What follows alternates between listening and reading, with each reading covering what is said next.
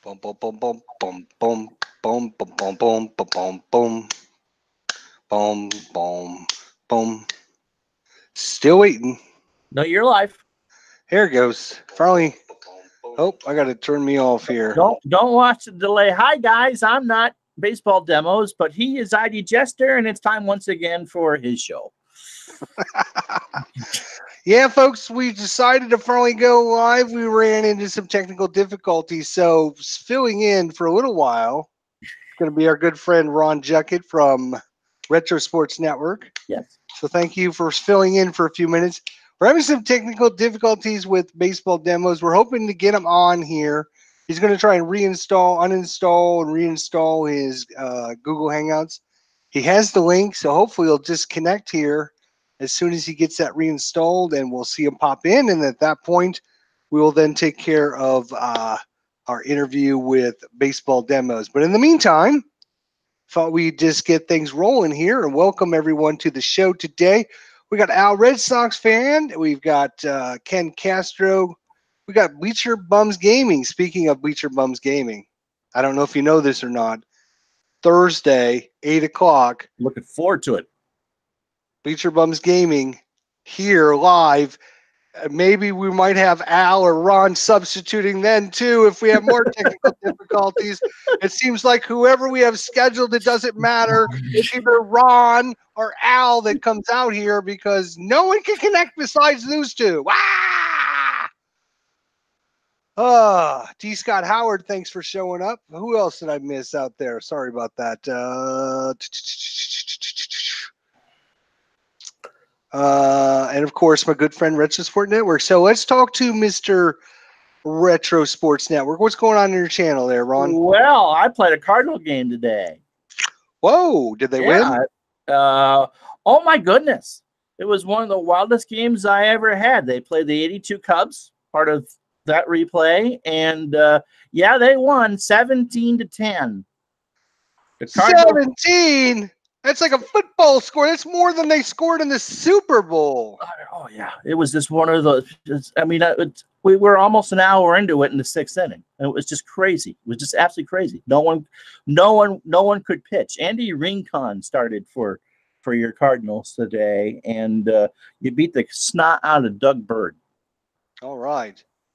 Hey, we got another new participant in the chat, Sports Time Machine. Sports Time Machine. Guys, check out his channel. If you guys haven't subscribed to his channel yet, bowling. We could start spreading the love to his channel as well. He's doing some sports games as well on his channel. Absolutely. I checked him out, and I subscribed yesterday. I was subscriber number 38. Let's see if we can give him some love, give him some subscribes, and get him rolling in the sports sim situation. So Clinton Parks is here. Don't forget, a week from today, so that would be next Tuesday, Clinton Parks. Expect lots of shenanigans going on that night. Oh my God, I can't wait for that one. So Ron, what did you think about the Super Bowl? As someone who lives in New England, who's not really a Patriots fan, I thought the game was very 1975.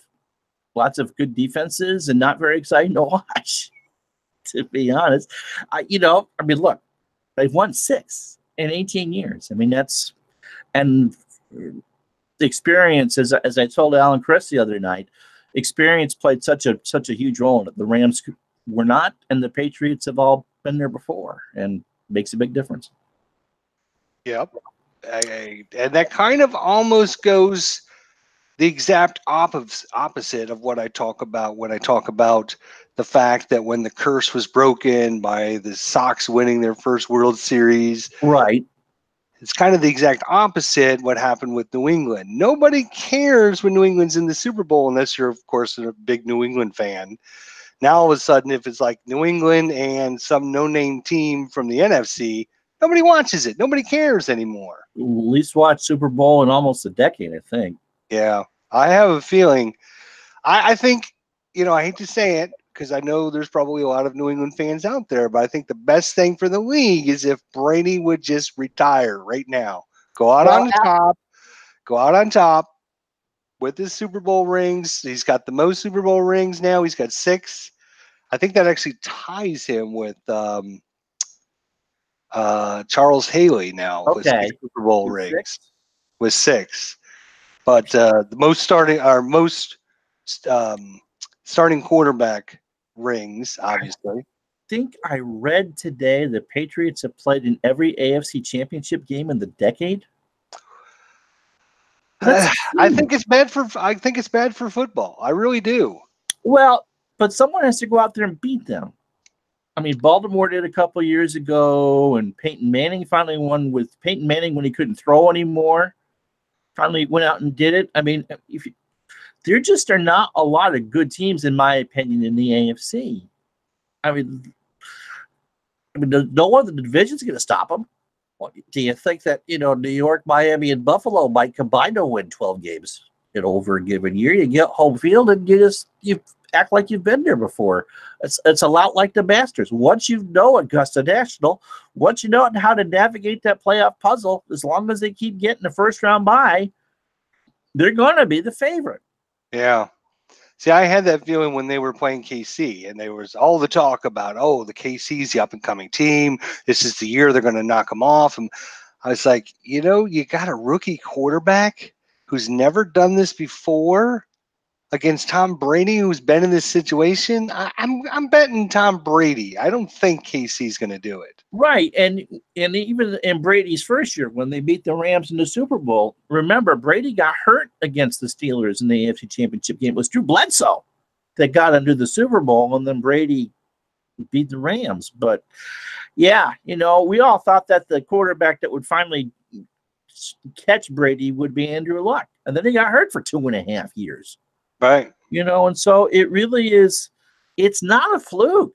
I mean, yeah, you can argue whether it's good for the sport or bad for the sport, but it just kind of like those who root against Tiger Woods, until someone betters you, then you're top of the top. And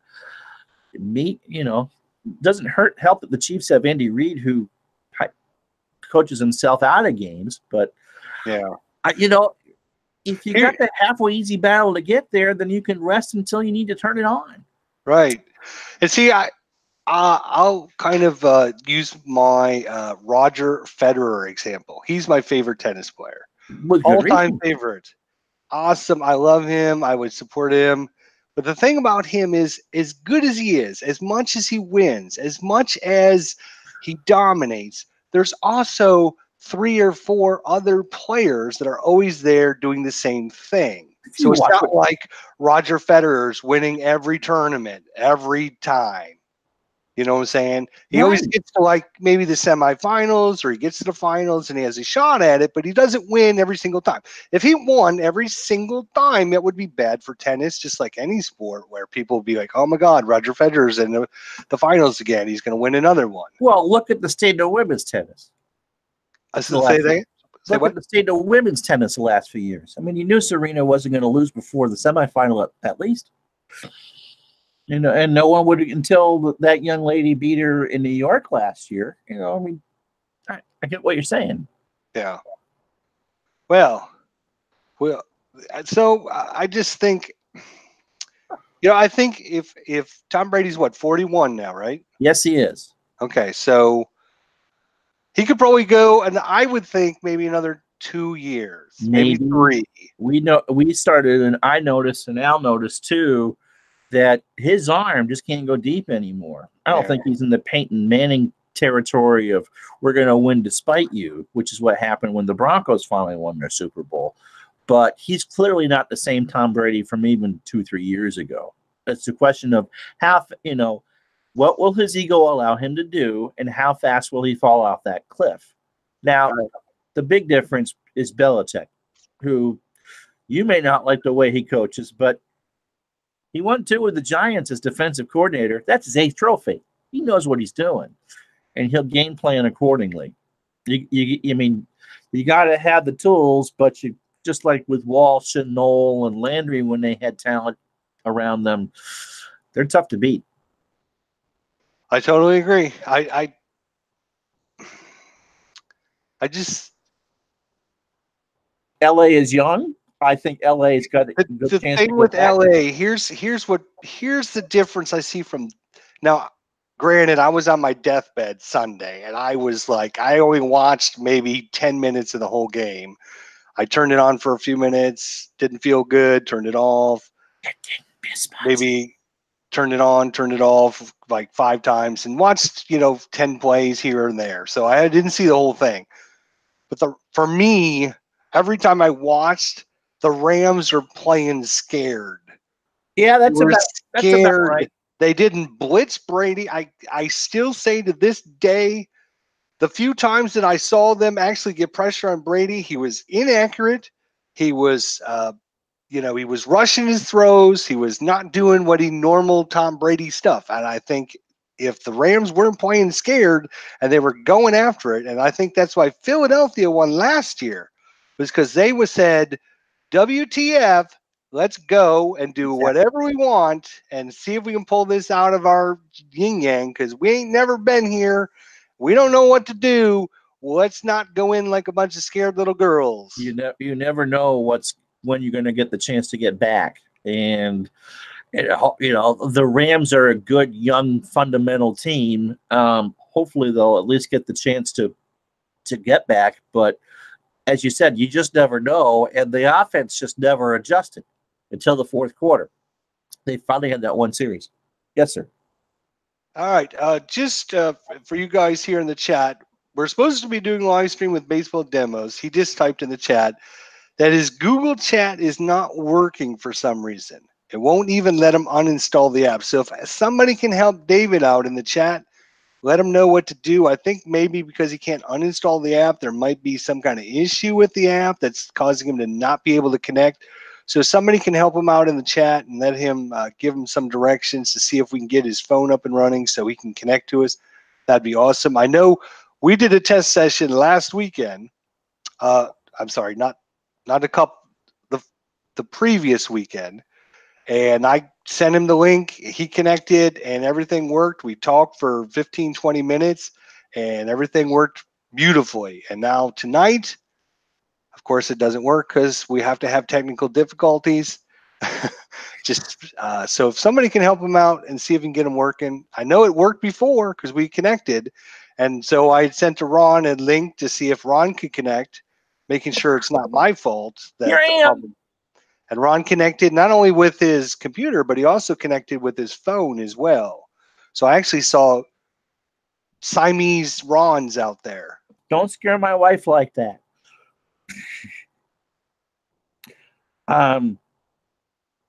Yeah. So you had some questions you wanted to ask me anyway. So go ahead. What's that?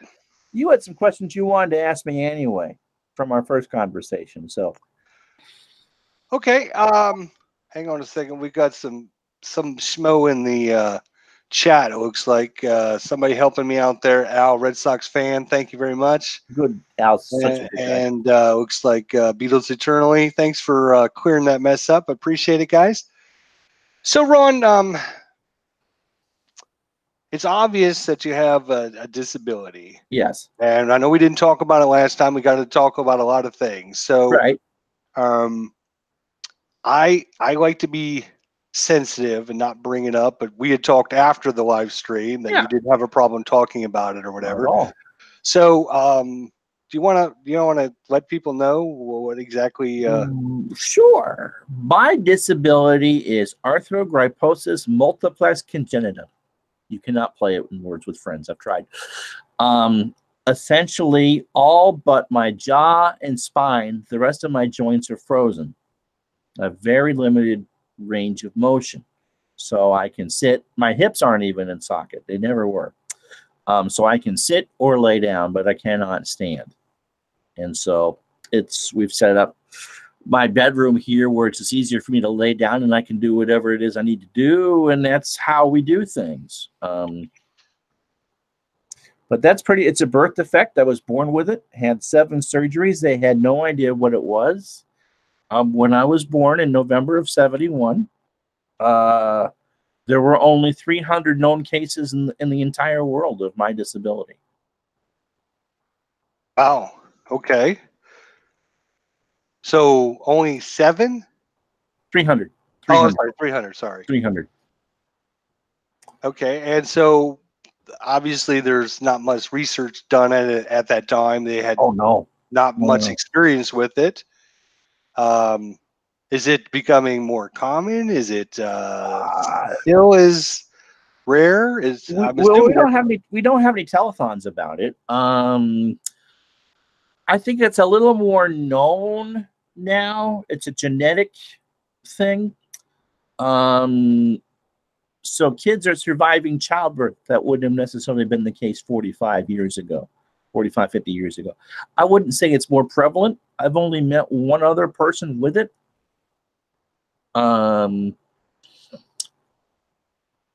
So, you know, I mean, it's still considered an orphan disorder. It's not a disease. It can't get worse. Okay, so when you mean your joints are locked, does that mean they you are cannot bend your elbows? Yeah, you can see my hand here. I mean, it's not going to. I'm not going to go out and pitch for the Red Sox tomorrow, as much as the Yankees would like me to do that. No, they're frozen, and you can't really do joint replacement surgery because you'd have to replace everything. The fingers don't move, the wrist doesn't move, the elbow moves, I think, at 10 degrees. Is that a nerve thing because the nerve endings don't go there? No, they're just, everything is fused. So is that like the body fused them before Yeah, you were born? yeah. Is that what happened? Mm-hmm. Okay. Everything except for the jaw and the spine. If the jaw was fused, then I would have not survived. I wouldn't have been able to have eaten. Because they wouldn't have been able to get any nourishment. And the spinal column is not fused. So I do have torso movement. So when I'm in the chair, I can drive that. I drive that with my elbow or forearm, actually, and can get around that way. But beyond that, it's nothing moving. How are we doing with getting the regularly scheduled guest on?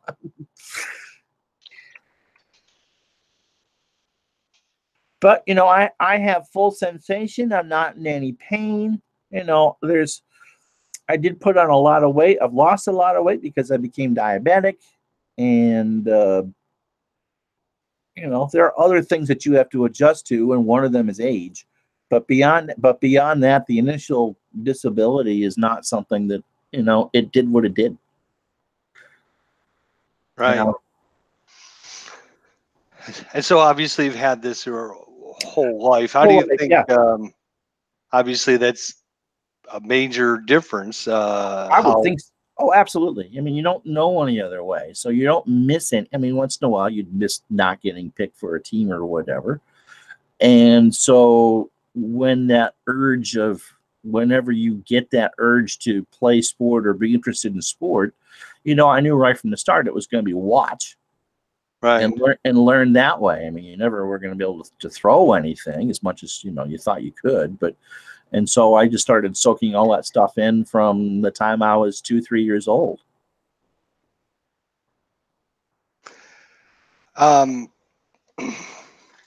So yeah, you got a early look at possibly what your life was going to be later. Okay, obviously, I'm not going to be as. But you obviously weren't to be a writer then. No, broadcaster is what I wanted to be. It's kind of funny now how that's kind of come full circle because of this medium called YouTube, and you can do pretty much whatever it is that you want. You know, I'm not a huge fan of travel. I mean, the world is not the most accessible place for an electric wheelchair, and stadiums especially are not.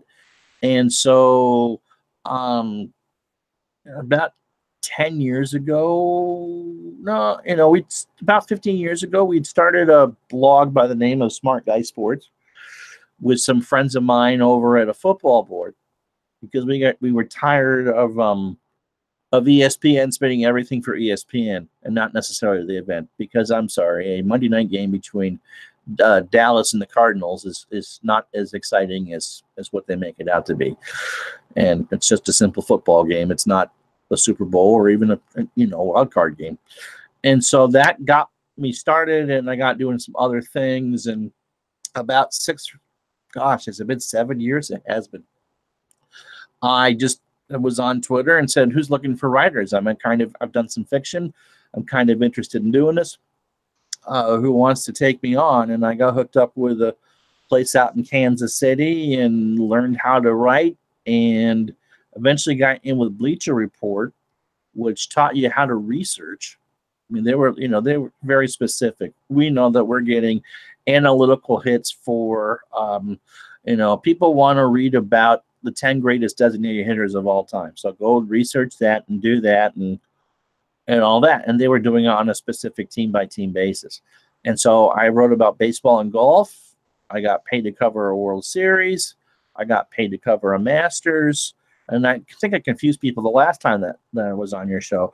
I wasn't writing about the Boston Bombers. It was just a case of, look, we live in New England. We knew that they weren't going to play. They were supposed to play that Friday night game. But when the city of Watertown got locked down, they didn't want people riding the T and all that. They wanted people to stay home. And so that game was postponed, I think, at like noon. And so they played it on a Saturday. I had been assigned to cover that particular game, and it kind of went from there. All right. So after our great live stream, when we got to meet you and introduce you and talk about your channel and everything, somebody actually typed in the chat, I think we were offline at the time though, and said, boy, I'd like to find out more about him writing about the Boston, I don't mean to call it massacre. What was it called? The Boston bombings? Is that what you guys? The marathon bombings. Is what marathon bombings, right. I didn't write anything specifically about the bombings itself. It was much more of a case of I covered the game, the first Red Sox game. Okay, so you covered the first Red Sox game after that. After the bombings. And so it was the Ortiz dropping the F-bomb and that city was on emotional edge all through that. Because the guys had been caught, or the one had died and the other one was caught. And so there was a sense of relief that we could kind of return to normal again. And then you had the great ceremony and a pretty good, they pasted Kansas City, and true story, Neil Diamond showed up unexpected. And so when it came time to sing Sweet Caroline, I'm here to sing it. Really?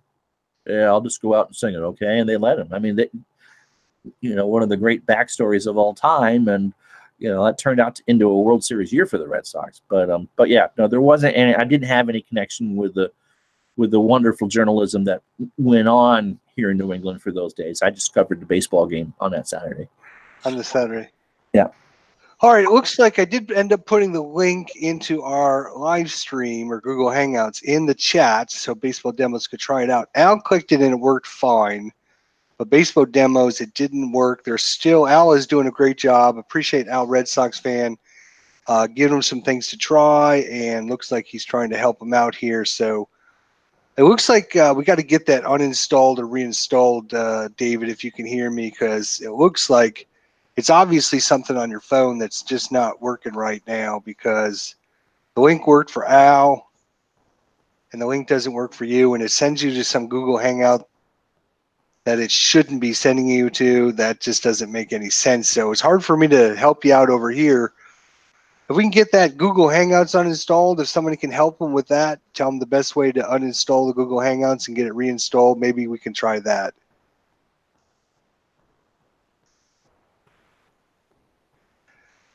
I thought, speaking of the marathon bombing, that was like the 1990s edition of the O.J. Simpson trial for me. Oh, sure. That was some riveting, it's always like when they go to these things and they start, and there's some kind of a scene, whatever it happens to be, all right? It doesn't even matter. And I say to my wife, they're not going to find out anything for like 4 hours before they even have any clue as what's going on and everything. But I'm telling you what, there was like one little thing that happened after the next, and then they're at this other location, and then there was a police shootout with the suspects. One of them was shot, and right. The other one ran away, and so they were doing this whole live stream, and then the hours and hours are sitting there waiting for something to happen, and probably they're like, okay, well, I guess we'll come back when there's more news. And literally like 15 minutes later, bam, we got it was like 5 minutes later they were back on. It was like, oh my God, I cannot believe they're not going to let this go. And they're like, we think we tracked him down, and now he's found inside him in the the boat. back of a boat or something like that. The thing about it is, for me personally, who really, you live in New England, you have to qualify to run the Boston Marathon. They just won't let anyone run it. You have to qualify. They have a big marathon here Memorial Day weekend in Burlington. It's the second largest in New England. He run a good time in Burlington. You don't run the next year in Burlington because you're invited to Boston. So Vermont's a healthy state and all that. People who are running in Boston. I worked with someone who ran the marathon that day. As a matter of fact, he had moved down there. He's a doctor's assistant or doctor, I think now. And so, I had a rooting interest in watching the marathon that day. He ran not a great time for him, better than I could have done.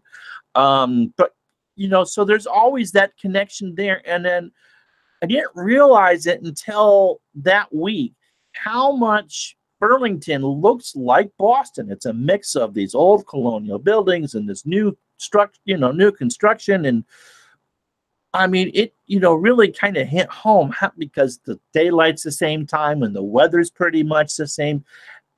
It looked too close to home. And and you're absolutely right. That Friday, I never turned the TV on during the day. I was riveted. I think that TV was on for 15 straight hours. Yeah. Going. And then, of course they had to make a movie out of it. Of course. Right? And I was just like, I can't believe they're even doing this, because they took like that, all the good that happened from that, out of it by making that movie, is what I thought. I never went to go watch the movie or anything, but there was like, up until that point, there was this conflict between police and citizens because police were getting abusive or whatever. And then when they captured them and everything, I remember there was like a parade of police vehicles leaving and everyone is standing there clapping and thanking them and blowing them kisses and everything. Oh, and I thought it brought the community together. It brought Boston together. It brought like the country together. There wasn't like any copycat situations that happened for like a long time after that. I think everyone in the whole country mellowed down, and then all of a sudden they released this movie, and I'm like, oh, it's going to take all that goodwill and good fortune for what happened to this terrible event and transport it into, Hollywoodize it. I mean, I know that we make a big deal out of the Boston sports teams now being successful, but I can't it's hard to get across to the rest of the country just how much the marathon has always meant to Boston. It's on a holiday. They run that thing on a holiday.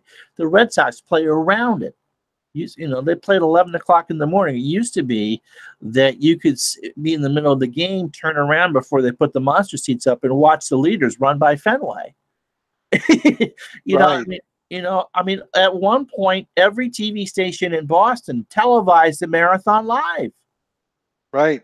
And so for it to happen for that event, as quirky as running 26 miles is, I mean, it really just, it was heartbreaking. But the big difference, I think one of the reasons why they caught these people so quickly was the difference. You talked about the OJ thing. I mean, we didn't have cameras everywhere. No one had their own cell phone cameras, and there certainly wasn't a cell phone. There wasn't a security camera in every window. I mean, these people were traced from the second that they planted that bomb of the first garbage can. Right, right. You can't. I remember that. Yeah. You can't walk around anywhere, even and as living in a college town, there's always a terse relationship between police and town. We had a case up here this weekend that they found someone got drunk, got naked, and froze to death. 19-year-old kid. They found in a snowbank. They've actually suspended the fraternities again up here as of tonight. At the University of Vermont. And so again, we hate the police until the police do something, and then we love them. That's right. That's exactly. a thing, So right, and until you need the police for some situation, Right. and they're there, and they're the ones risking their lives, and they're the ones hunting down the bad guy or taking bullets at them or whatever. Then all of a sudden they're the good guy. So Right. let's introduce a few people that I think we missed out on. Stratomatic Delaware's here. Hey, Chris. Chris from Stratomatic Delaware. We're going to be interviewing him in a couple weeks. As soon as he gets his finalized date, we're doing Tuesdays and Thursdays, Strat. And we've got this Thursday already booked with Bleacher Bum Gaming, and then next Tuesday with Clinton Parks. So maybe we could do the following Thursday if that works for you. We also have Beatles Eternally here. I'm not sure Beatles is kicking people out of the chat because we've got a bunch of knuckleheads joining us tonight. For some reason, they decided to jump in. And Blast Pop is here. So thanks, everyone, for showing up tonight. We got a little bit late start, and we're kind of doing a little pinch hitting tonight with Ron Junkett from Retro Sports Network. David has been having some issues with his Google Hangouts on his phone. Al is doing a great job of trying to work. I'm trying to concentrate on what's going on and watching the chat. But Al's doing a good job helping him out. And I saw some other people commenting as well. So you guys in the chat, I very much appreciate it. Beatles, keep spamming people out. You have my full permission. You can get rid of Clinton Parks too if you feel like doing that. That's fine. Don't do that. Don't do that. I apparently did a mime show for Clinton today too. He knows I'm just kidding. I'm just kidding. Poor Clinton. I guess he's got some coworkers who don't appreciate fake sports. Stratomatic Delaware says it's good for him. So a week from Thursday, we've now got it filled up. We got this week filled up. We got next week filled up. Next week is going to be Clinton Parks and then Stratomatic Delaware. Stratomatic Delaware will be going to Stratomatic headquarters to pick up his brand new baseball games. I think that is next weekend. Is that correct? I think it releases on the 9th or 10th, so I think that's this coming weekend. So look forward to hearing his exploits about Stratomatic, because I think me and Stratomatic Delaware are going to have a conversation about that. Yes. I don't know. I've got things to say. He's got things to say. We might disagree, but we still love each other anyways. I can see both sides of that. Bleacher Bums Gaming says IDJESTER and Clinton Parks in a cage match next Thursday. No, next Tuesday. Sorry. Yeah, next Tuesday. Cage match. I'm going to need my tag team, and I'm voting for Ron. He's going to be my first pick as my. Uh-oh. Uh-oh.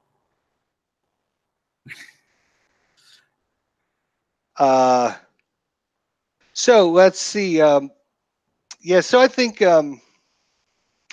Yeah, that Boston Marathon, it was incredible. I think the way Boston recovered from that was awesome.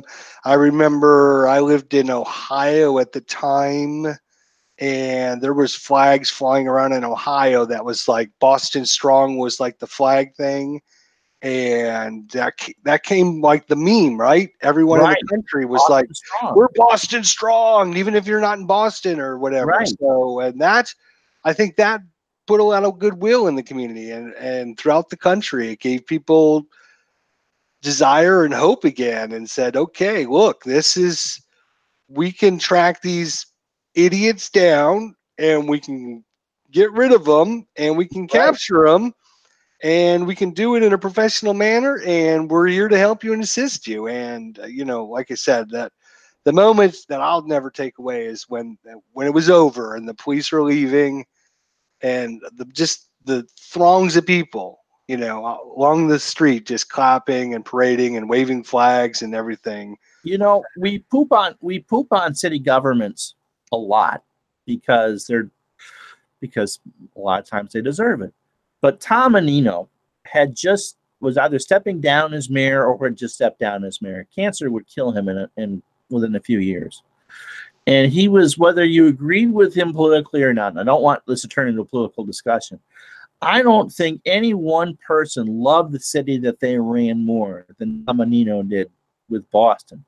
And to sit there and watch his heartbreak in these press conferences, it had me on the verge of tears. I mean, and just and Yeah. so I mean that sort of thing. That's not a knock on any other Massachusetts politician or whatever, but that's just the way that Menino loved his city, and for him this to happen at the end of his life, to have his heart break out like that, was just gut wrenching. All right, let's I totally agree with you. Let's go back. I just thought of a question. I hate to keep switching. No, go right ahead. Here.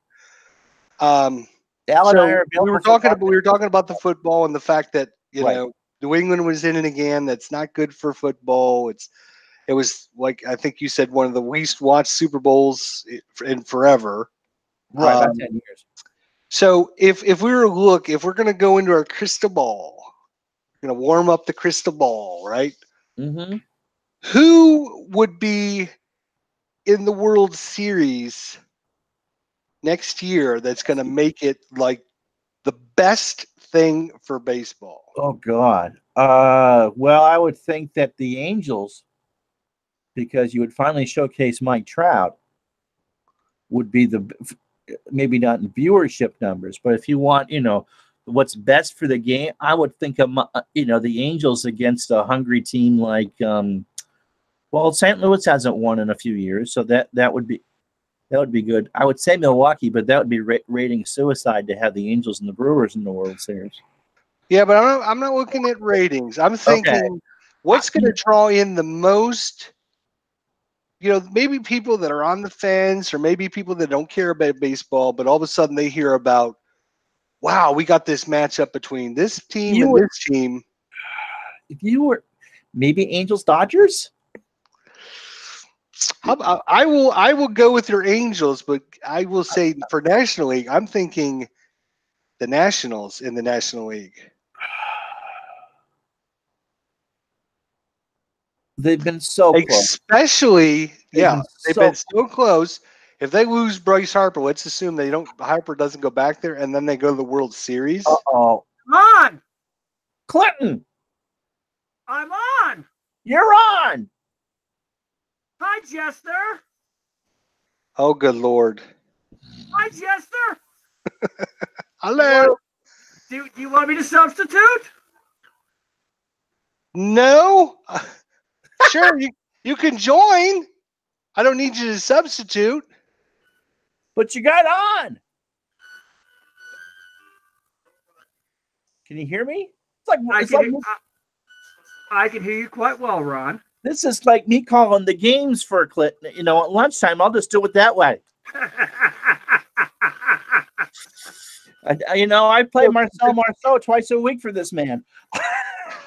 I should have listened to you, Stratomatic Delaware. I should have listened to you. Oh, good Lord.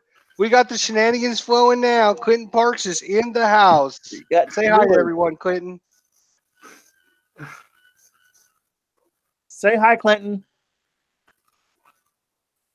Hang on, I got to figure out how to do this. You got to mute YouTube. Hello, Clinton.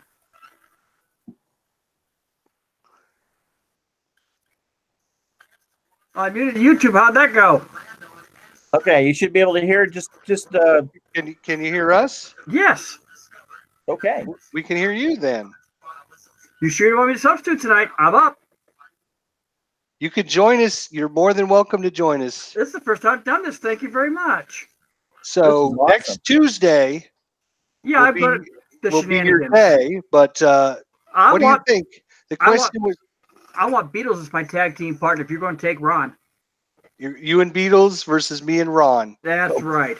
God. That might be doable. Be doable. We could do that. Ron, thank you for your story, by the way. That probably describes a lot of it. His stories ever looked at, of all people, Ivar the Boneless. Are the which? Ivar the Boneless, the Viking. Oh, yeah. Historically, he may have had the same disease. No one ever knew it. Oh, okay. Let me expand on that a bit, because they, for years they thought I had caught the flu in utero or a cold. So in here's the Al part of the story. Al and I probably were about a mile away from each other in the spring of 1982 and didn't even know it, because I went to the Shriners in Springfield, and we did something called genetic counseling, which is now semi-commonplace, but was brand spanking new in 1982. And so this young doctor, not Al, Al's done a lot of things as an 8 and 10-year-old, but he wasn't doing that. Went through and asked my mother all these questions, tell me about your mother, tell me about your father, tell me, about anyone you ever slept with, blah, blah, blah, blah, blah. And when we got to my birth father, what did he do? Oh, he worked at General Electric in Fort Edward, New York. Okay, what did he do there? Well, he ran the forklift that dumped the PCBs in the Hudson River. Oh, please tell me more about that. So if you're familiar with Love Canal, well, that's pretty much me. I'm not from Buffalo. That's my dad. But but close enough. But close enough. So yeah, there were lots of kids with disabilities born out of that, and it's because they were playing with chemicals in the water. So we always joke that GE did bring good things to life. But I was up your way a couple of years ago. I had to go to a wedding at one of those outdoor barns out there that was on a dirt road. Gorgeous spots out there. I got friends live up in Winooski, so you mentioned that the other day. So how are we playing tag team here, Mr. ID? Clinton, first question I have for you is, what the hell is that disco ball doing in your room? Do not mess with my disco balls. Keep it up there, young man. See what? I already have the Iron Throne. So don't be messing with the Iron Throne. Listen to him. Listen to him. He's got the Iron Throne. That's a good one. I like that. I just started looking at that damn thing. All right, I got a question because. Well, the question was there. I'd like to hear Clinton Parks on it. Okay. Let's hear his answer to the question was, and you were probably trying to connect, so maybe you didn't hear it.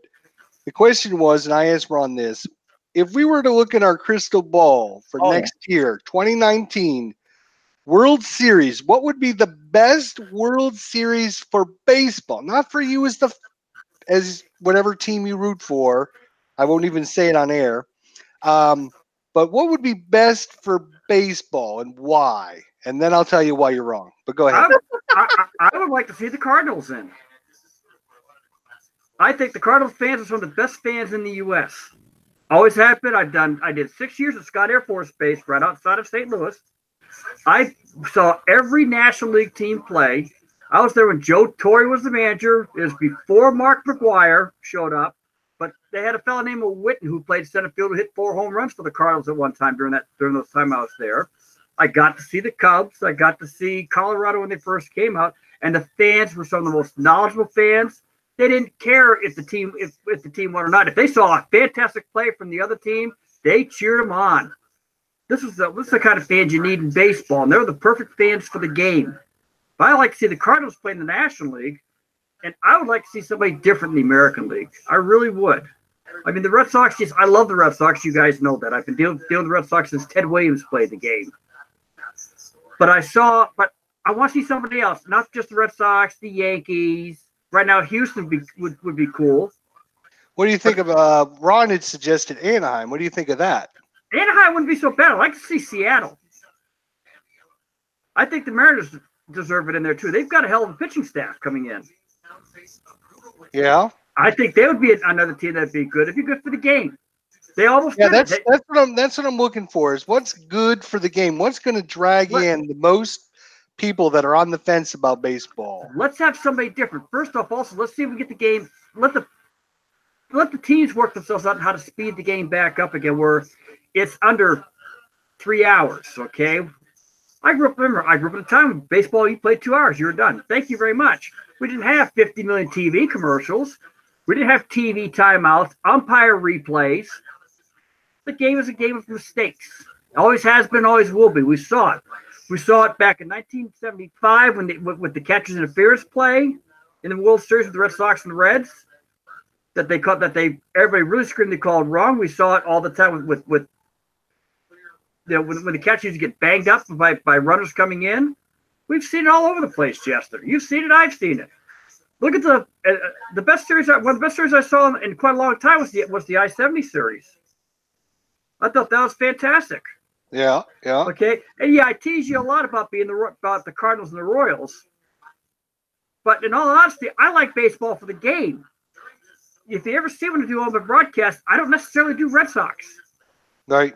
Right. Okay, I won't do that. I don't mind doing the Red Sox if the game happens to pop up. Now I get favors on occasion. Now I'm trying to get my 1960 season up for Beatles because I've got Vern Law coming up to pitch for the Pirates. I did a Bob Friend, but I couldn't hold on to it, so I played it. He won, by the way, Beats. But that's what I like. Well, I like Anaheim for the American League because they got Mike Trout, they got Ohtani, which will draw in a lot of fans from Japan, right? Oh yeah. They have Albert Pujols, kind of in his twilight of his career at this point now, and I think that would really bring a lot of fans into baseball there. Plus, California, that can never be a bad thing because there's a lot of people in California. I can't think of a better American League team at this point because I agree with you. I know somebody stop, record this. I want to say I agree with Clinton. Drink some water.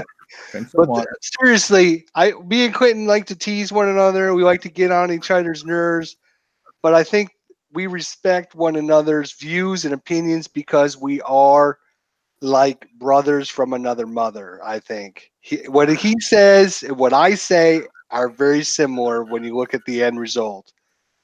Now, I've got one for somebody else in here too. Dave Gardner. Okay, Dave, you ever wonder why I call you Brother Dave? Dave, if you're waiting for a reply, you're not going to hear one. But go ahead. I know, but Brother Dave in the 1960s was a comedian. It was a Southern comedian. That was Brother Dave Gardner. And he is in YouTube if you ever want to listen to him.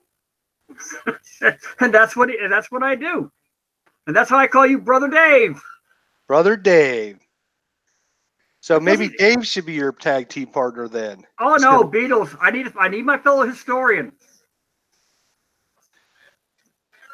I'd love to see Atlanta in the World Series. Acuna and all those people who watched the Braves in the 80s and 90s who became fans and didn't get there. They play so hard for Stinker, their manager. It's amazing how much that team hustles, and Freddie Freeman is just never gets the attention that he deserves. Absolutely. I would go for Atlanta, and I've told this story before, but I'm going to tell it again. So if you've heard it, too bad, so sad.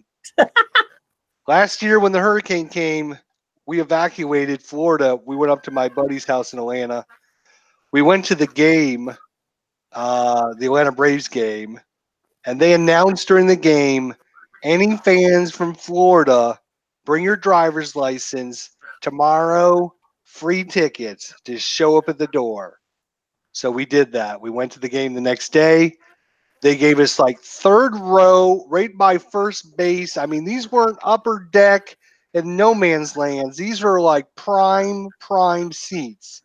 So I have a totally different respect for Atlanta for what they did for all of us people that had to evacuate last year. That's great. Now for the town that you're in, Jester, for the town you're in, you've got a team that's coming up too. If you pay hard, if fans would just pay attention to it, it's your own race. I'll tell you what. I talked about this with who was it? I talked about. We talked about it. Okay, it was with Ron. Surprises from last year. One of my two surprises was the Tampa Bay Rays. How many 90-win teams have you ever heard of that don't get as much press as the Tampa Bay Rays? I've seen it before a long time ago in the 60s. You'd see a lot of that happening. But the problem is the Tampa Rays are the same as the old 1960 Senators. You didn't go to a Senators game to go see the Senators. You went to a Senators game to go see the other teams because you had a whole polyglot of people living there. Tampa's treated the same way. Remember, as my wife puts it, you're in the funeral parlor down there with the rest of the retirees, okay? They don't go to see Tampa. They go to see the Red Sox or the Dodgers when they come to town. That's who they see. They see the other team. And That's true. It's absolutely true. and you see it on TV all the time. You don't see a lot of Tampa Bay shirts. You see Yankee shirts, Red Sox shirts, Cardinal shirts even. And that's what's going on. Tampa deserves the respect they do. And now, granted, last year they started out as a joke with the starting pitcher by committee. But once they finally got into the game, they had somebody. Getting rid of Archer may not have been a mistake for them. I think that was a good move. I think it was a great move by them. All of a sudden, they became a team. They've made some pretty good acquisitions over the wintertime as well. So they might have lost some people last year, but they've got the nucleus. Do they have enough to challenge Boston and the Yankees? Well, the Yankees, no. The Yankees is a different story because the Yankees can be beat. And that's been proven. Chris Sale owns Aaron Judge, in case anybody hasn't figured that one out. Okay? Chris Sale owns Aaron Judge. Aaron Judge has a batting average under the Mendoza line against Chris Sale, maybe one home run. Otherwise, he's been struck out. Same thing with Stanton. Stanton's another one. Chris Sale seems to own Stanton, too, right now. Those are two heavy hitters. There are a few Yankee fans who would love to get out of Stanton's contract. Well, we said the same thing about the Rodriguez contract a few years back, if you remember. Oh, I do remember. Bleacher Bum Gaming says Archer was a great pickup for the Bucks, and I think that as well. I think it was a good trade for both teams. That's one of those ones that is going to be a good trade for both teams. The Bucks need Archer, that's for sure, and Tampa needed to get rid of him. Desperately wanted Washington to pick up Archer. Now, Justin, also, Justin, I promised I'd do it with your show, and even though I started playing it a little early, I have been giving around the 1960s, the 1960s, the 1960s. So what I'm doing is it could end up being a 5-year project when I get done. I'm doing the 1960s, the entire decade, because that's the baseball decade. Yeah, you're going to replay every game from the every game. What engine are you going to use? I'm going to use digital. I'm going to use my digital diamond. Mm-hmm. I've already got NP3 running in 1965, as everybody knows, my radio cardiac league, as I call it. I'm going to use digital diamond. I like digital diamond. I'll wait for version 8 to come out. Beatles and I just hammered them with stats, with what we wanted to see as a better stats package and everything else, and they are going to do it. We're going to see what happens. Version 8 is supposed to be out before opening day for digital diamond again. And last year I paid $15. I've got over 70 seasons for $15. You can't go wrong. No, you can't. It's got great value to it. The problem is it's just got, to me, and Beatles both, their stats are not the best in the world. The game, obviously, it just sits there like most other card and dice game that we all do. But it's not like Action PC or Out of the Park, which I think are fantastic engines. I like both.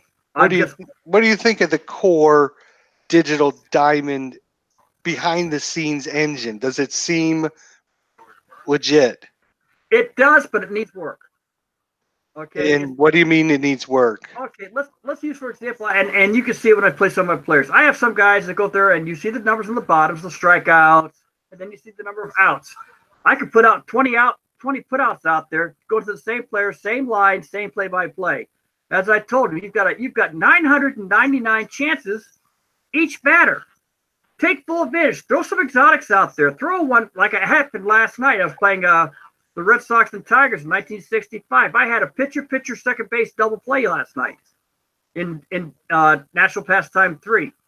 They've got one of the better play-by-play engines for a straight game that has nothing to it. Absolutely. I've had a 5.53. I've thrown 2 triple plays in National Pastime 3. Their problem is they want $26.95 a season. Except one thing they don't tell you, and here's the hidden trick with them. If you complete a full season, you have to play all the games, if you remember, and you send the database back to Cyrus, you get 2 seasons free. Really? Yes. For which game? National Pastime 3. If you turn the database back in, because they use it to play around with their numbers, you get 2 seasons free. 2 seasons of your choice? Of your choice that they have free.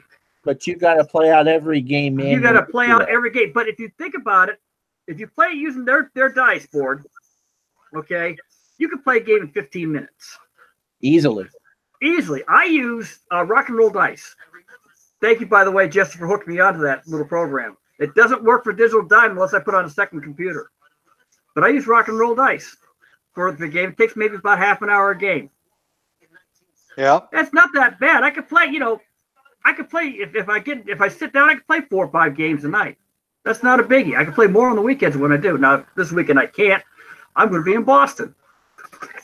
Hey guys, just a second here. We do have a new person in the chat. I want to make sure everyone. Clinton, can you keep your horses down for a second? We got a new person in the chat. Bob B, one of the all-time favorite chatters in the world, because he's a Cardinals fan. He says the best World Series of interest would be the Marlins and the Orioles. It would That would be for interest if both teams made the World Series. Would be freaking amazing, says Bob B. And so, what kind of drugs will I have to do to enjoy that? Well, I don't know. I don't know. One of the greatest World Series, 1971, the human vacuum cleaner. Bob asked about the '86 World Series before. I saw that. Oh, Bill Buckner doing his Michael Jackson impression? Ah, God. People. You people. Well, Buckner should never have been out there. You can pin all that on John McNamara for leaving someone that couldn't even walk 2 steps out there. And Bob Stanley and his amazing sinker. Why he didn't sink in his own hole is beyond me. But hey, Ron, I got a question for you. Since Quentin Parks kind of thrown his hat in the in which computer baseball sim he likes the best, what do you what's your favorite? What do you like playing the most? I stream Action PC because I think it streams really well, and I think it plays a really good game. If I could do it just for play and get through, for a serious replay, I would probably either do NP3 or Strat. I think what the Colonel has done with taking the APA engine and turning it into something useful is tremendous. And Strat was my first Cards and Dice game, and I enjoy it a great deal. But my first card game was Avalon Hill, 1980 baseball. But I actually started playing back in the 1960s. Kellogg's, on the back of their boxes of Frosted Flakes, had a simple little spin game to play baseball. You didn't have to, obviously you had to know the players yourself, and my dad very nicely gave me the baseball 1965 Sporting News baseball guide. And so I was able to put the real teams up, the real pitchers, the whole 9 yards, and I got rid of the spinner when I realized I could take 2 dice and do the same thing. So I had my own board and dice game. And if you ever remember those Wheelhouse books, those little green memo pads that the military always had floating around, I used that as my scorecard. So I was all set. Played full seasons. 1965, Red Sox rotted. We know that. They finished in 9th place. I had them winning. I don't know how I pulled that off, but I did. But it was a simple little card and dice game. And I had to make it up a lot of myself. You had to have an imagination back then. And then I found Avalon Hill. I fell in love with Avalon Hill. I had the 1980 season, and my first ex-wife, got it, and she wouldn't give it to me. So I was going to bring it around with me all the time. That and the basketball seasons. I had both. And but hey, don't forget, guys. Hang on. Sorry to interrupt you, Quentin. Bleacher Bum Gaming this Thursday. He's going to leave the chat, so I just want to remind everyone.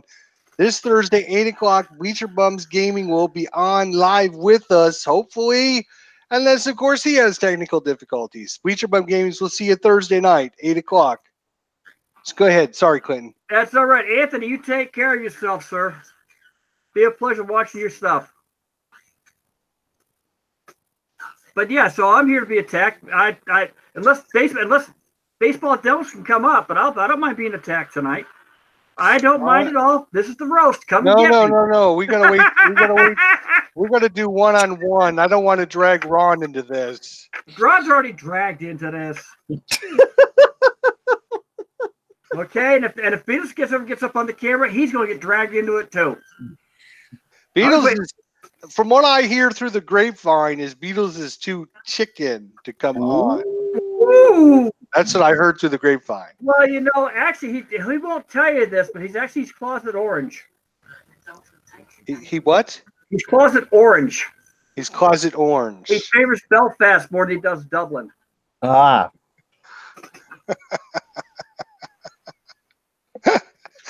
So there, my historical friend. Yes, I will dish it back out.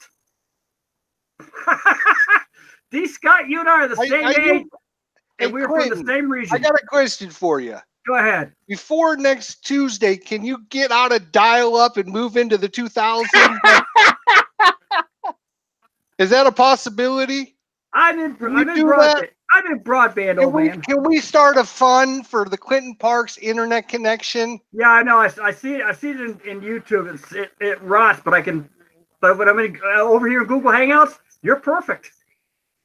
Of course, because I have something other than dial-up. Hey, I'm on broadband. They have broadband in Maine. That's true. They strung up the wires last week. That's right. GWI does it. Filling in These wires are frozen. These wires are frozen. So it was 52 degrees today, sunshine. 52? Yeah, it was gorgeous. It really was a gorgeous day. That was quite a warm-up. I'm very happy because if you guys, I mean, that was like dangerous situation. No, we got snow coming in Wednesday. The problem is that because I've had 2 heart attacks, I have to be careful when I shovel snow. How much snow you got coming? About 4 to 6 inches. So I got myself on those little electric snow blowers. They work like a charm.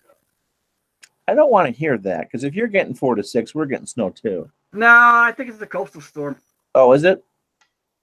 I think we got coastal. Beatles Eternally says that he's finally getting another PC. It's coming this week, so he can stream interactively again. So, wow, he's moving up into the 2000s as well. Good job, Beats. Good job.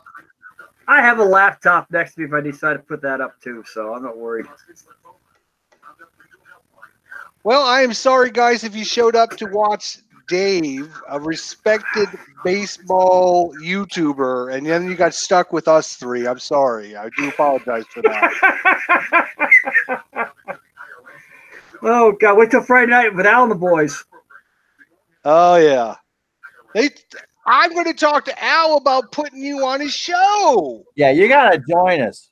Well, now that I know how to get into Google Hangouts and I've got it here and I'm hooked up, I don't think I have a problem doing that. You shouldn't. You shouldn't. I'll be more than happy. It wasn't the link because I've had 3 people join. So no, it's not. It's David's phone. It's not the link. But I forgot to ask David if he's using a flip phone. Maybe that was what the problem was. I knew you'd be surprised when you saw my face. I was a little shocked because I don't technically think I've ever seen your face. It's a good thing you didn't have your glasses on. I would have broken both lenses. Oh, boys. You guys are going to see what's coming on next Tuesday right now. Wow. And I don't mind. It's going to be a party. I don't mind the questions, Beatles. I don't mind the questions from everybody. I don't mind. I take very good pride in the best baseball. I take very pleasure knowing you and Al both, by the way, for all kidding aside. You guys got me into this. I got to see a lot of your games. You start up. I caught you by accident by seeing the Avalon Hill game that you put up. That takes forever for you to play. I know, and it takes you forever to set up. I see that, but then when I watched you play your card and dice yesterday with replay dice, I'm sitting there going, I like the setup. What do you think of my setup now? I like it. I've got cards and dice now. If you guys don't know, I did a live cards and dice game yesterday. And I watched it. I thought it was fantastic. If you guys haven't signed up, if you're in the chat and you haven't signed up for your interview, you're going to email me. Let's see. Do I have my... Do you have your emails? Do you have your graphic out there? Where's my graphic? I think I threw my graphic out because it was sitting in the way. It's IDJESTER IDJESTER live at gmail.com. We got the next 2 weeks booked up already. So we're looking 3 weeks out, Tuesday or Thursday. We got Bob, we got Beatles, we got D. Scott Howard, we've got Al, Red Sox fan. We've got a whole bunch of you that need to get in. Al pinch hit one night for you. Yes, he did. So that was very nice of him to pinch hit as well. Yes, and I heard the first half hour of that, the two of you, I will be paying you both back. There's no. What was that? I heard the half hour of the conversations between him and Al. I will be paying them both back. All right, so here's a good question from Bob. So he says, are we here to discuss the weather or tabletop sports? I am not. I like tabletop sports. So the question, I'm not a tabletop sports player, Bob.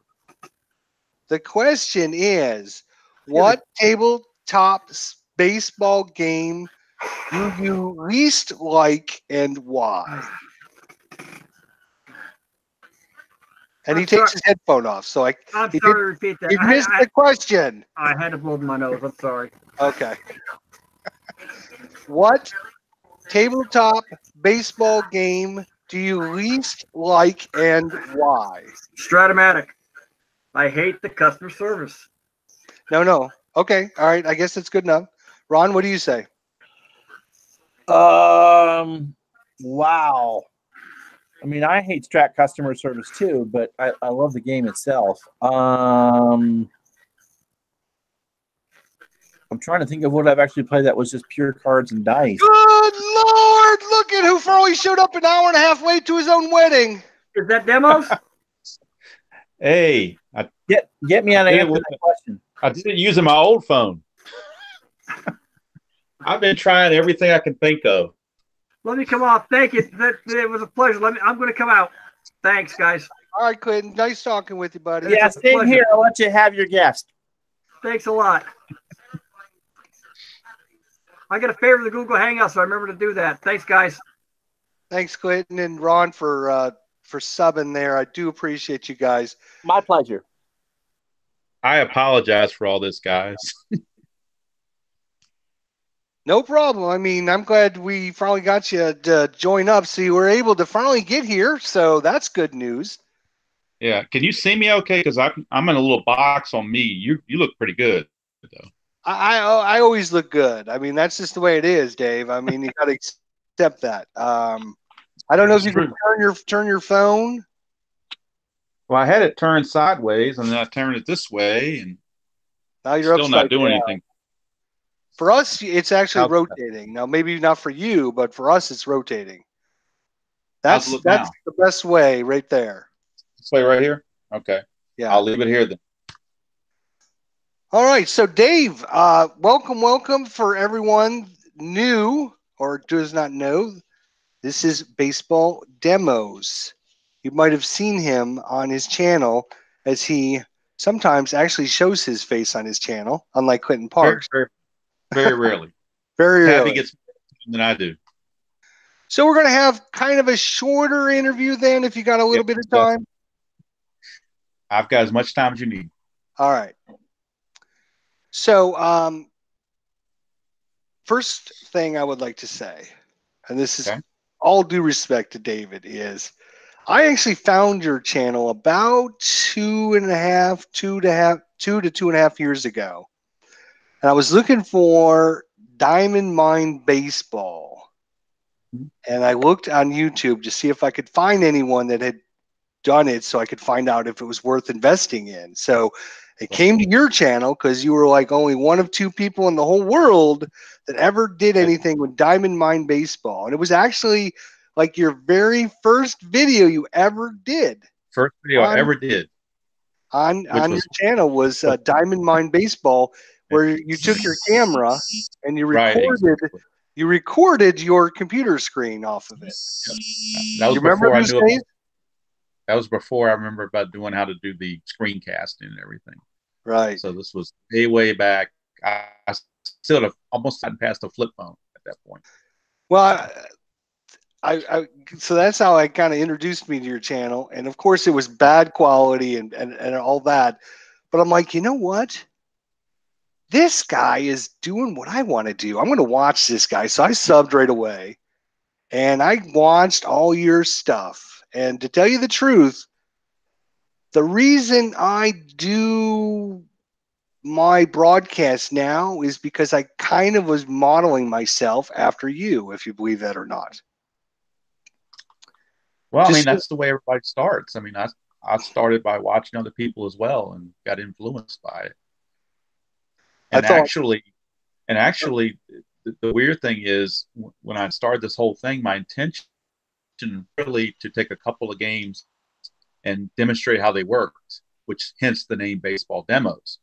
It was not my intent to play games and do projects and all that stuff. It just kind of morphed into that. But my original intent was just to take different board games or computer games and, for lack of a better term, demo them to give people yeah, a chance to see if they would like to buy it or not.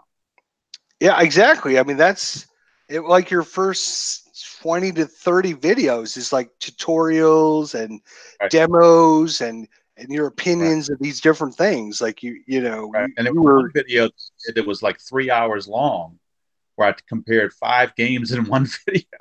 And the thing was like 3 hours long. This is back when YouTube let you do all that. Now they kind of restrict you, or me anyway. I can only do about 45 minutes to 50 minutes tops in one video now. But then, as you kind of, as you mentioned, you kind of went away from that, and then you started actually simming your sports games. Did you find that, oh, this is something I enjoy more than what I was doing before? Is that why you started doing it, or was that, why I all of a mean, sudden the switch? Well, realistically, after I demoed 4 or 5 games, I was like, what else am I going to do? I'm kind of stuck. I'm at a crossroads here. It's like I can't demo the same game over and over and over. People can get bored with that. So I said, well, like I said, I took my hint from other YouTubers and watched what they did and said, maybe I'll try that and see how it works. And I've tried different setups. I've tried different cameras and try to get one overhead, try to get one on a stand, try to hold it in my hand. I mean, try different varieties, and hopefully, I have now that I've been using for this White Sox and Cubs replay is the kind of the setup I like now. So I'm trying to hopefully think that's going to be a good setup for me. All right, can you just adjust your camera? Because like all we're getting is like the bottom of the screen is just a little bit of your head. So can you move it down so we can see more of you? Well, I can see I'm going around and around and around. On my screen, I can see my face. Are you not able to see me? Like the bottom edge is your face, and then the 2/3 above that is like just wall and ceiling. So I don't know if you can just take your camera, just lower it down so we can see more of you. Well, I've got it waist There, that's high, much right? better. That's much better right Is this there. better? Much Okay. better. Much better. We can Okay. actually see you now. Not that you want to do that, but that's.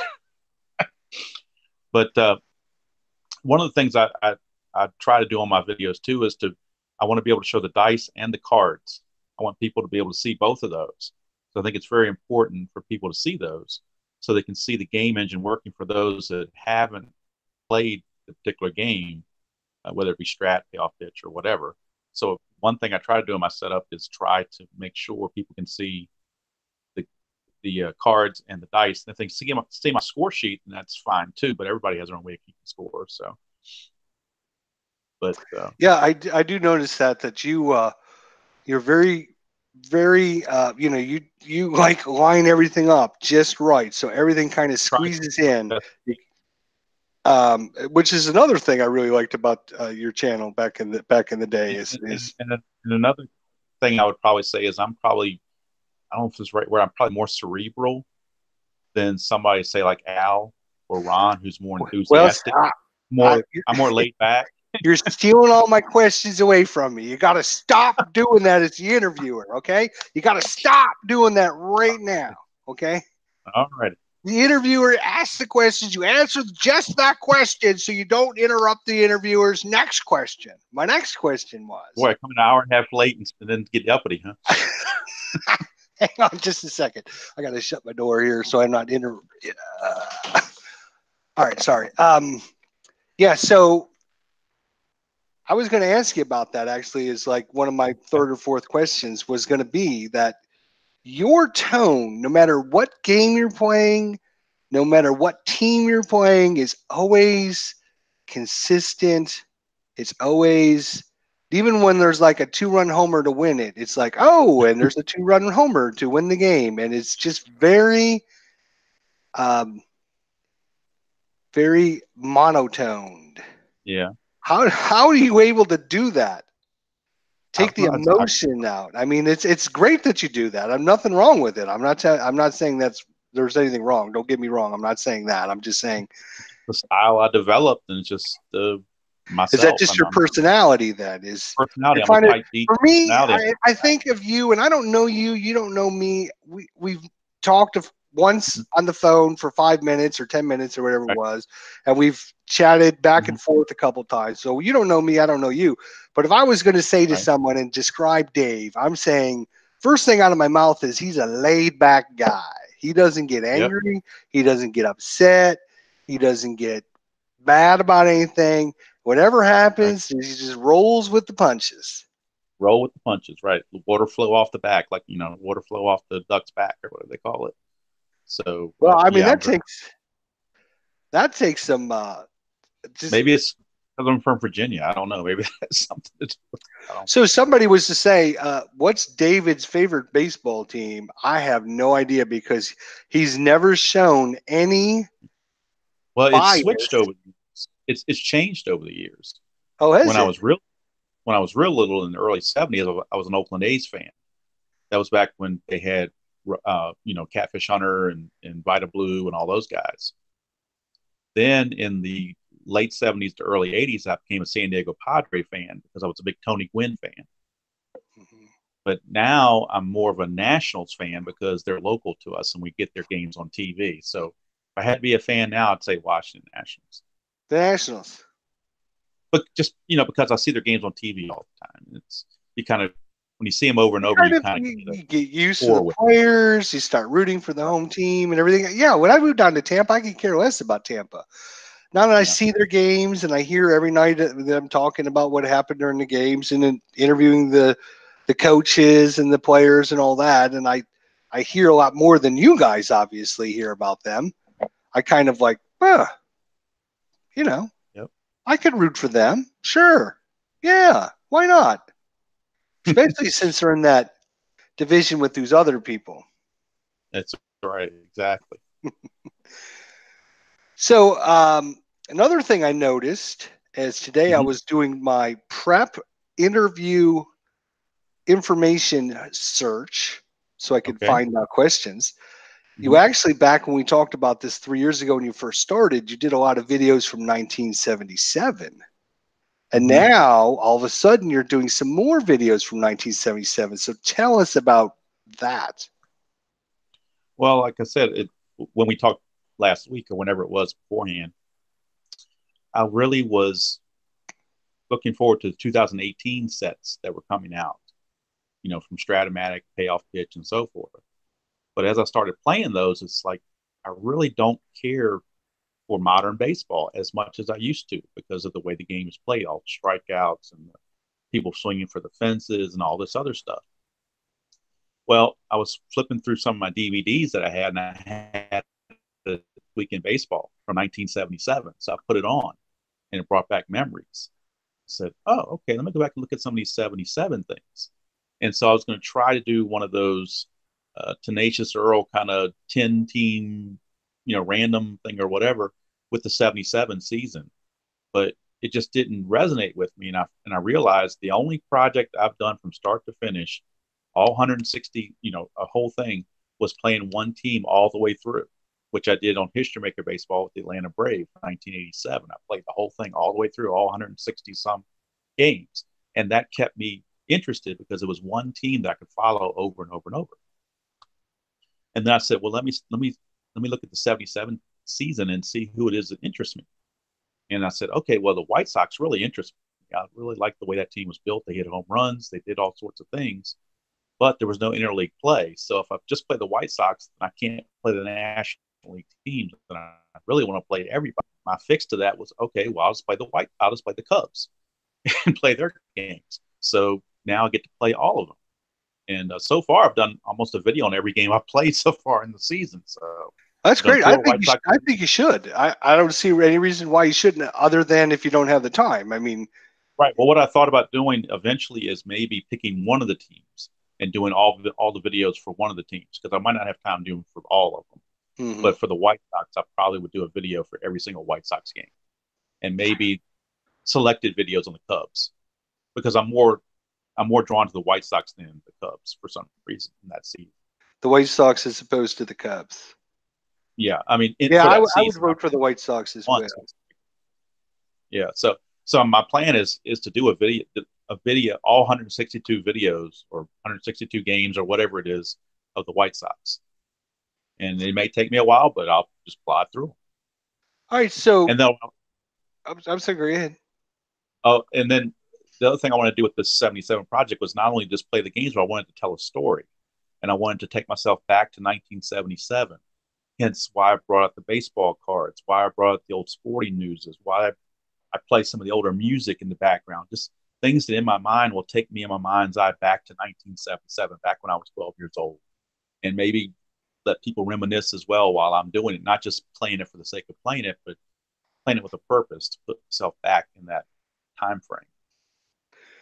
So this desire Uh-huh. for 1977, just it wasn't like let me just think of a season and do it. You have a special connection with 1977. Yeah. I know we talked about it, but why don't you let the folks here watching tell them the story? I was in 77. I was 12 years old. I was smack dab in the middle of playing Little League baseball. I was never very good at Little League baseball, but I played it anyway and I enjoyed it. I could field, I could never hit. In fact, they called me Hoover because I played second base, but I couldn't swing the bat or anything. So if I was hitting 100, I was lucky. But just growing up during that time frame and getting to watch, I remember watching the This Week in Baseballs with Mel Allen every Saturday when it came on, and just stirred up memories for me back then. It was 12 years old. It's probably one of my favorite times of my life when I was 12 years old. It's carefree, going to school, played baseball with the buddies and everything. It just brought back all those memories, and that's what this game is allowing me to do. Well, this project, I'd say. So that was when you were 12. So when you're 11, did you not follow it as much, and then all of a sudden, like, it clicked for you, or was it? I mean, I followed it a little bit, but not quite as much. I followed it mainly in 77. Actually, I followed it in 76 a little bit, but Strat didn't have the 76 cards out, so 77 was the only one I could, get available for me. It was really, I remember collecting baseball cards in 1977 based on the 76 season. And me and my friends were all excited because we got Mark the Bird Fidrich rookie cards, which we thought were going to be valuable someday. Of course, they're probably worth a nickel now. But the reason why I chose 77 as opposed to 76 is because Strat had 77 and not 76, at least not in the, free where you can get it. You might have to go on the black market and get it 76. But. So did the cards that you're playing today, are those the ones you picked up in 1977? Oh, no. These were ones I bought a couple of years ago from Strat. I think they took them off the website, but I got them from Strat a few years ago because they came with the extra players and everything. But I don't think they must have discontinued them, or either I got them from Moonlight Graham. I don't remember where I got them from, but they were, decently priced. But I'm pretty sure I ordered them when I was ordering the computer game and everything else. So it was a couple of years ago, so I don't remember exactly when I got them. But So the set that you had when you were little, you ended up wearing those out and then got rid of them, or what? No, I never knew anything about Strat when I was little. I never knew about any of these kind of things. Okay. No, I cut my teeth on Status board games when I was a kid. The Status Pro. I don't know if you've ever seen those with the flipping the cards. That's what I cut my teeth on that. Then I went over to the computer games. I started playing games like Earl Weaver baseball, Tony La Russa baseball. There's probably a couple others I can't think of off the top of my head. And then I got a copy of Stratomatic computer baseball and played. That was back in like the mid 80s, maybe early 90s, and played that. And then just out of a whim, I ordered Stratomatic 2000 set. And it sat under my bed for like 2 years. I'm never going to learn how to play this thing. And then I just pulled it out and started playing it. It's like, oh, okay, great. And then I bought the 2001 set when they came out because it's Barry Bonds had 70 some home runs that year. These sets will be valuable someday, or whatever. But I hardly ever played with them. But I bought the new Stratomatic game in 2014 with the cards, in 2015 with the 2014 cards, and that's when I really started digging in and getting back into the hobby. Yeah, I really like the fact that you're not only are you replaying the 77 season, but you're taking the extra time and effort to introduce all those things that were part of our childhood. Because in 1977, you were 12, I was 11, so I'm 1 year older than you. So I remember all these things when you start bringing them up and start talking about them and reminiscing about the different songs and the music and the well, I mean, I'm learning things as I'm researching. I'm learning as well. Like I didn't realize Harry Carey announced for the White Sox before he went to the Cubs. Today, that was like the biggest bombshell. I was like, he's playing Harry Carey, and this is a White Sox game. What the hell is he doing? I knew he was with the Cardinals way back, but I didn't know he was with the White Sox. And that's why. And I learned about the organist Nancy Faust. She was like this institution at Comiskey Park. Of course, I didn't know all this. It's just from research. And so doing the research, I'm a big history buff too, as well as baseball buff. So these kind of combine together because I'm able to do the history to research for the season so that when I do a game on the video, I can present a new factoid to use a CNN reference. Just some little tidbit that I can give out to somebody about a player or about, like in this case, about Nancy or Harry Carey or whoever, and just say, hey, you may not know this, but blah, blah, blah. And like when the Mets game comes up in a couple of days, I'll have a big thing on Lenny Randle, what happened to him in Texas, how he became a Met to begin with, because of the altercation he had with the manager in Texas in spring training. So I'm learning all these things as I'm going. So that's super cool. And to get ready for this, like I said, I went on eBay and got some of the sporting newses and things like that just to refresh my memory too. I try to get my hands on everything I can think of. I Googled the crap out of 1977 trying to find whatever I could find information wise, just to get one little nugget I could give out during each video. That's beautiful. I love it. I will watch every single one of these games because I just find it so interesting. Because for me, 1977, I don't remember anything. I don't remember nothing. Nothing. I remember these players vividly. I remember them vividly. Couldn't tell you where it was, what I was doing, who I was doing it with, but I couldn't remember nothing about 1977. So I look forward to watching this for sure. I'm sure there's a lot of people out there that. Then I saw some other people on their videos opening baseball card packs, trying to get stars and whatnot. I went on eBay because I didn't want to spend a lot of money. I went on eBay and for like $9, including shipping, I got these like couple hundred cards, but they came in. The guy who packaged them for me put them in these little white things. I saw that. So, that was awesome.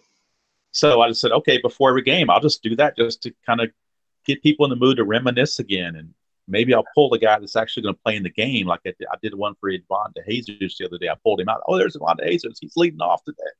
That was awesome. That. And maybe even showing the cards, the baseball cards to people so you can see a picture and say, okay, that's what Steve Ontiveros looks like. Or, oh, that's what Richie's disc looks like. That sort of thing. So being a baseball demos channel, obviously your favorite sport's baseball. Exactly. Do you do any of the other sports? I've never done another video on any other sport.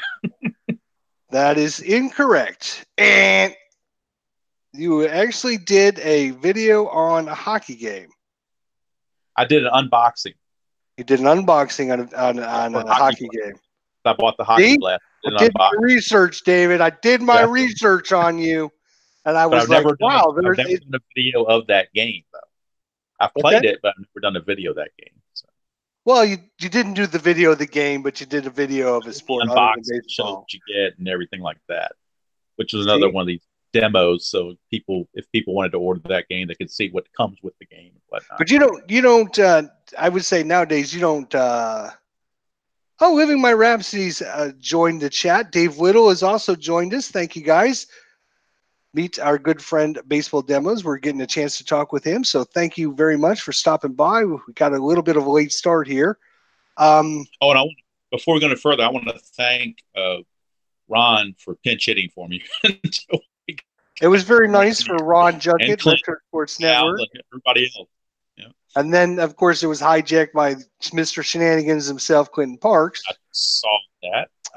But yes, that's a good question. All right, so we're going to go back to this question.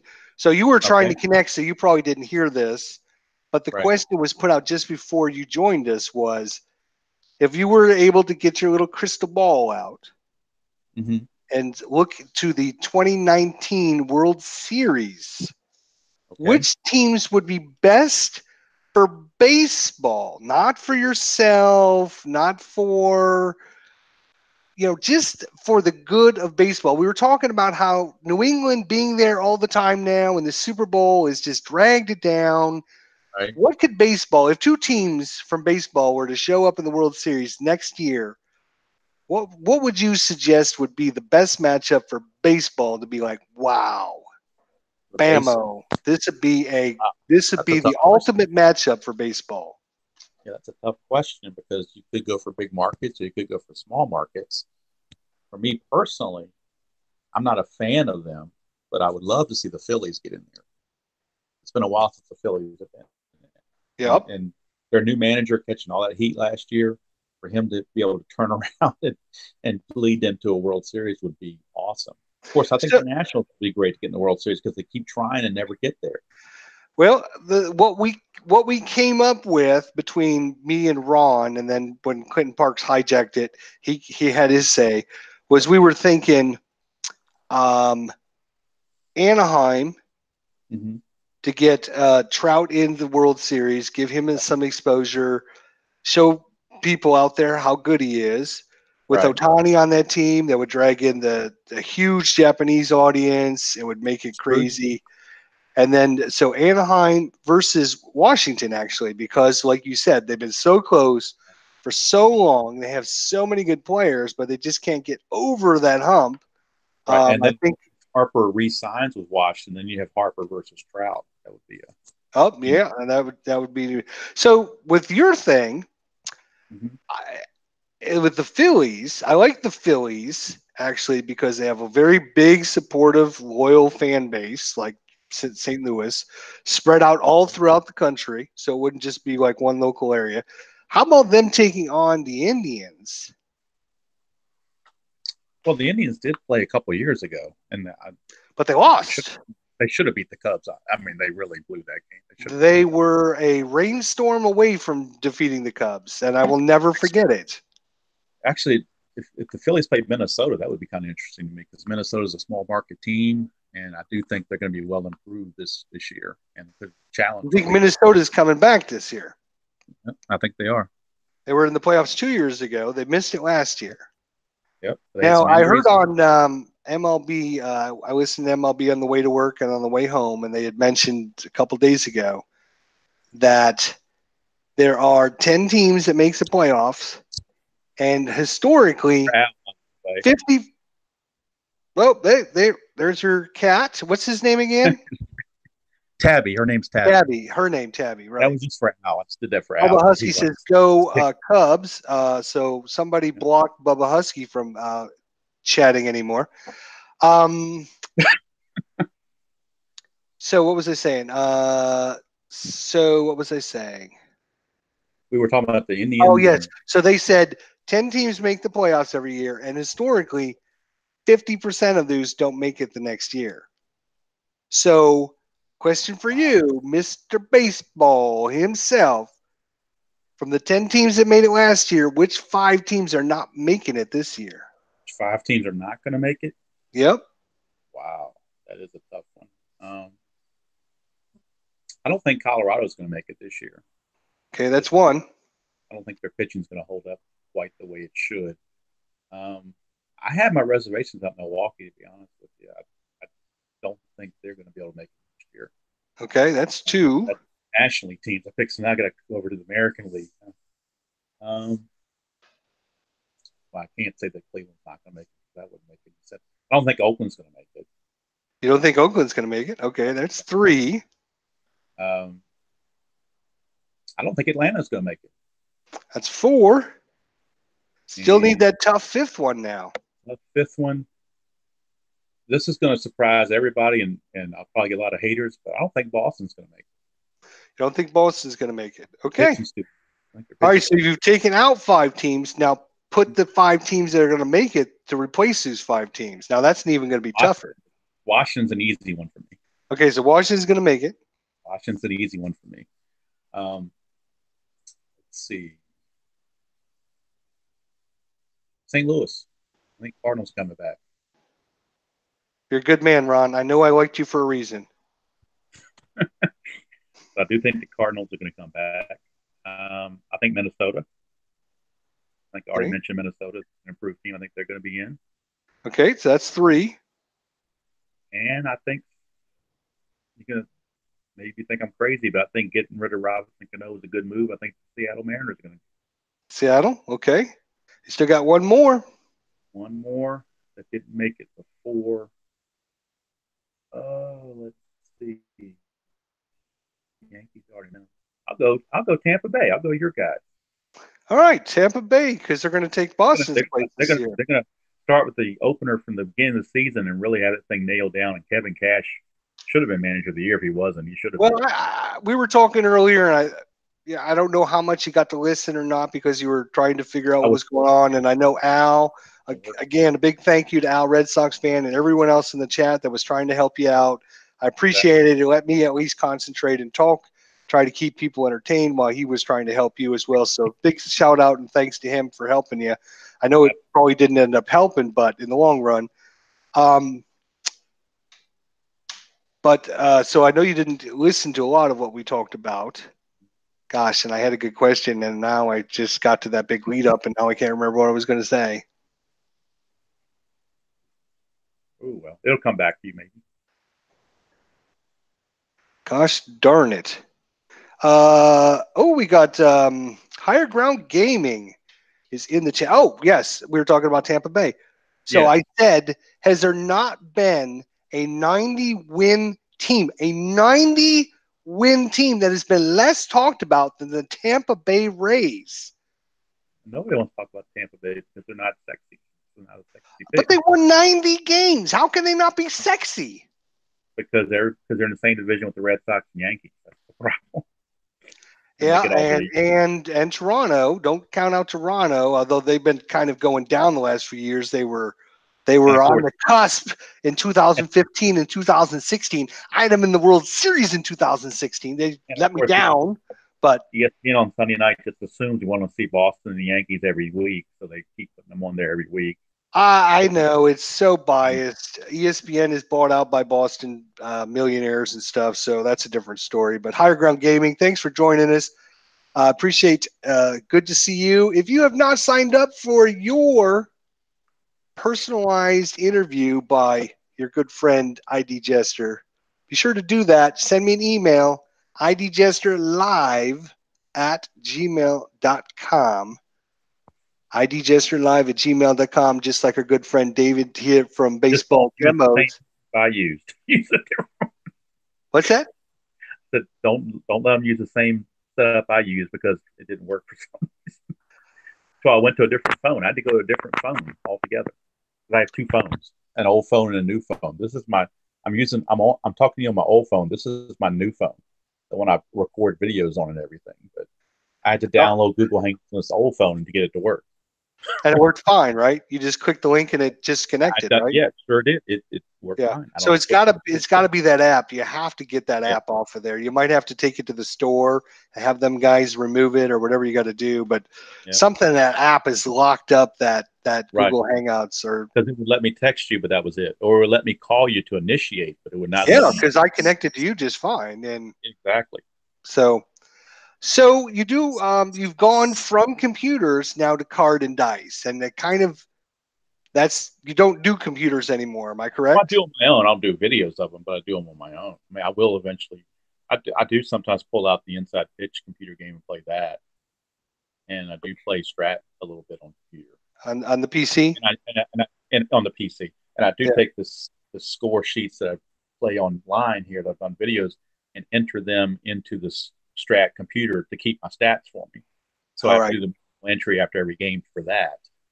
And like other people have said, I would play Inside Pitch computer game even more if they would sim the games and let you where you got to play get all the stats, and you found it out with your Bo Jackson thing. You can get the Kansas City stats, but what about the other teams? Yeah, If there's exactly. sim those so that it could keep the stats up, that would be great. If there was AI for inside pitch, Or it would be an A. Play. If you could Your play a computer opponent would be awesome. And I mean, even if it just sim the other games, that would be okay. But I would rather have, like you said, I would love to have an AI so I don't have to play both sides, because I'm trying to do a fair replay. Even when I playing against Boston, and I don't want to keep their guy in when I can't. So there's an option to force the pitcher to come out. So I use that option, so I can't automatically just leave the guy in. I do want to give love to a game that I think a lot of people shun or don't think is quite as good, and that's replay baseball. I really enjoy replay baseball. Replay baseball, I'm going to be doing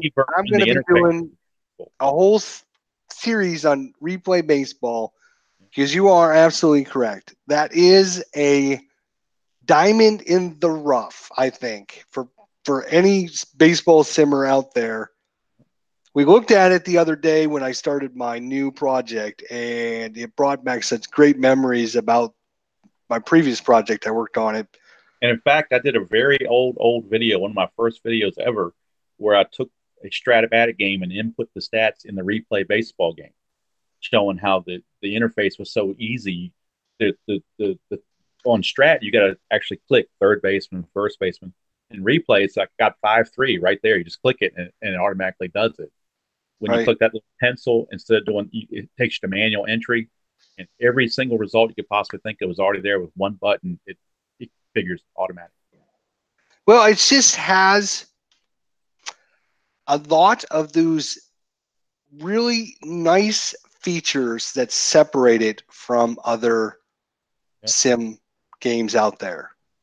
And I've done several videos with the cards and dice version of that game too. So I do enjoy cards and dice version. Speaking of cards and dice, because there is a couple questions I have for you about your cards and dice. So first question will be, all the cards and dice games you own, and you own quite a few of them, because I've seen them on your channel, which would you rate as your favorite to play and your least favorite to play? Okay, so you want me to rank them in order? No. Just your very top. This is my favorite. If I only had one, this would be the one. And then if I had to lose one, this would be the one I would lose. Okay, well, the top one is Strat. I mean, Strat is king. I'm just so used to it. I grew up on it. That's what I started with. And it's just always had a special, for me, it's always had a special. I don't mind the 50-50 engine. I think that over a course of a season, that evens out. So that's my favorite, would be Strat. Now, my least favorite. And your least favorite is a game I've never put on my channel, but I did buy it. But there's a reason why it's never on the channel. And some people like it, but it just wasn't for me. And that's called Pine Tar Baseball. Pine Tar, yeah, I've heard of it. I tried it based on some videos I've seen, but the interface to me just didn't work. It's just something, not everything's not for everybody. So I'm sure for some people, that's absolutely true. There's different, every one of them has their own advantages, disadvantages, and all that. Convince me, David, convince me, because I see a lot of these videos on your channel. You know what game I'm going to be talking about. Convince me that it's a good one, because I have my doubts, and that's History Maker. Convince me, because you are a big, big fan of theirs. I still am. I need to get back playing it, actually. When I first, and it's very weird, because that was the very first I ever saw, was a guy playing History Maker baseball. And I was like, when I saw it, I was like, man, this looks awful cartoonish. And I'm a big stats guy. And like you, I'm a big ass plate guy, normally. And I like stats, and I like all the different bells and whistles with stats. But this game looked like something a second grader would play. But then the more I got into it, I was like, you know what? There's some method to the madness here.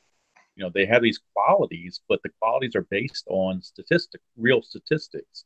So they actually played out pretty well. And that's why I played that Atlanta Braves thing the way I did, because I wanted to test that engine. I wanted to run it through the ringer.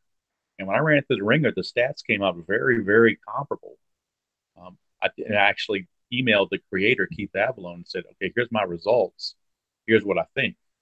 And I told him, I said, well, I thought the strikeouts were a little high and the walks were a little high.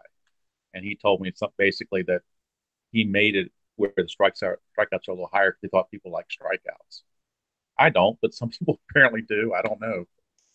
And the other thing that I use it for, and I really was against it in the beginning, is fictional sets. Yeah, why do I want players that aren't even real?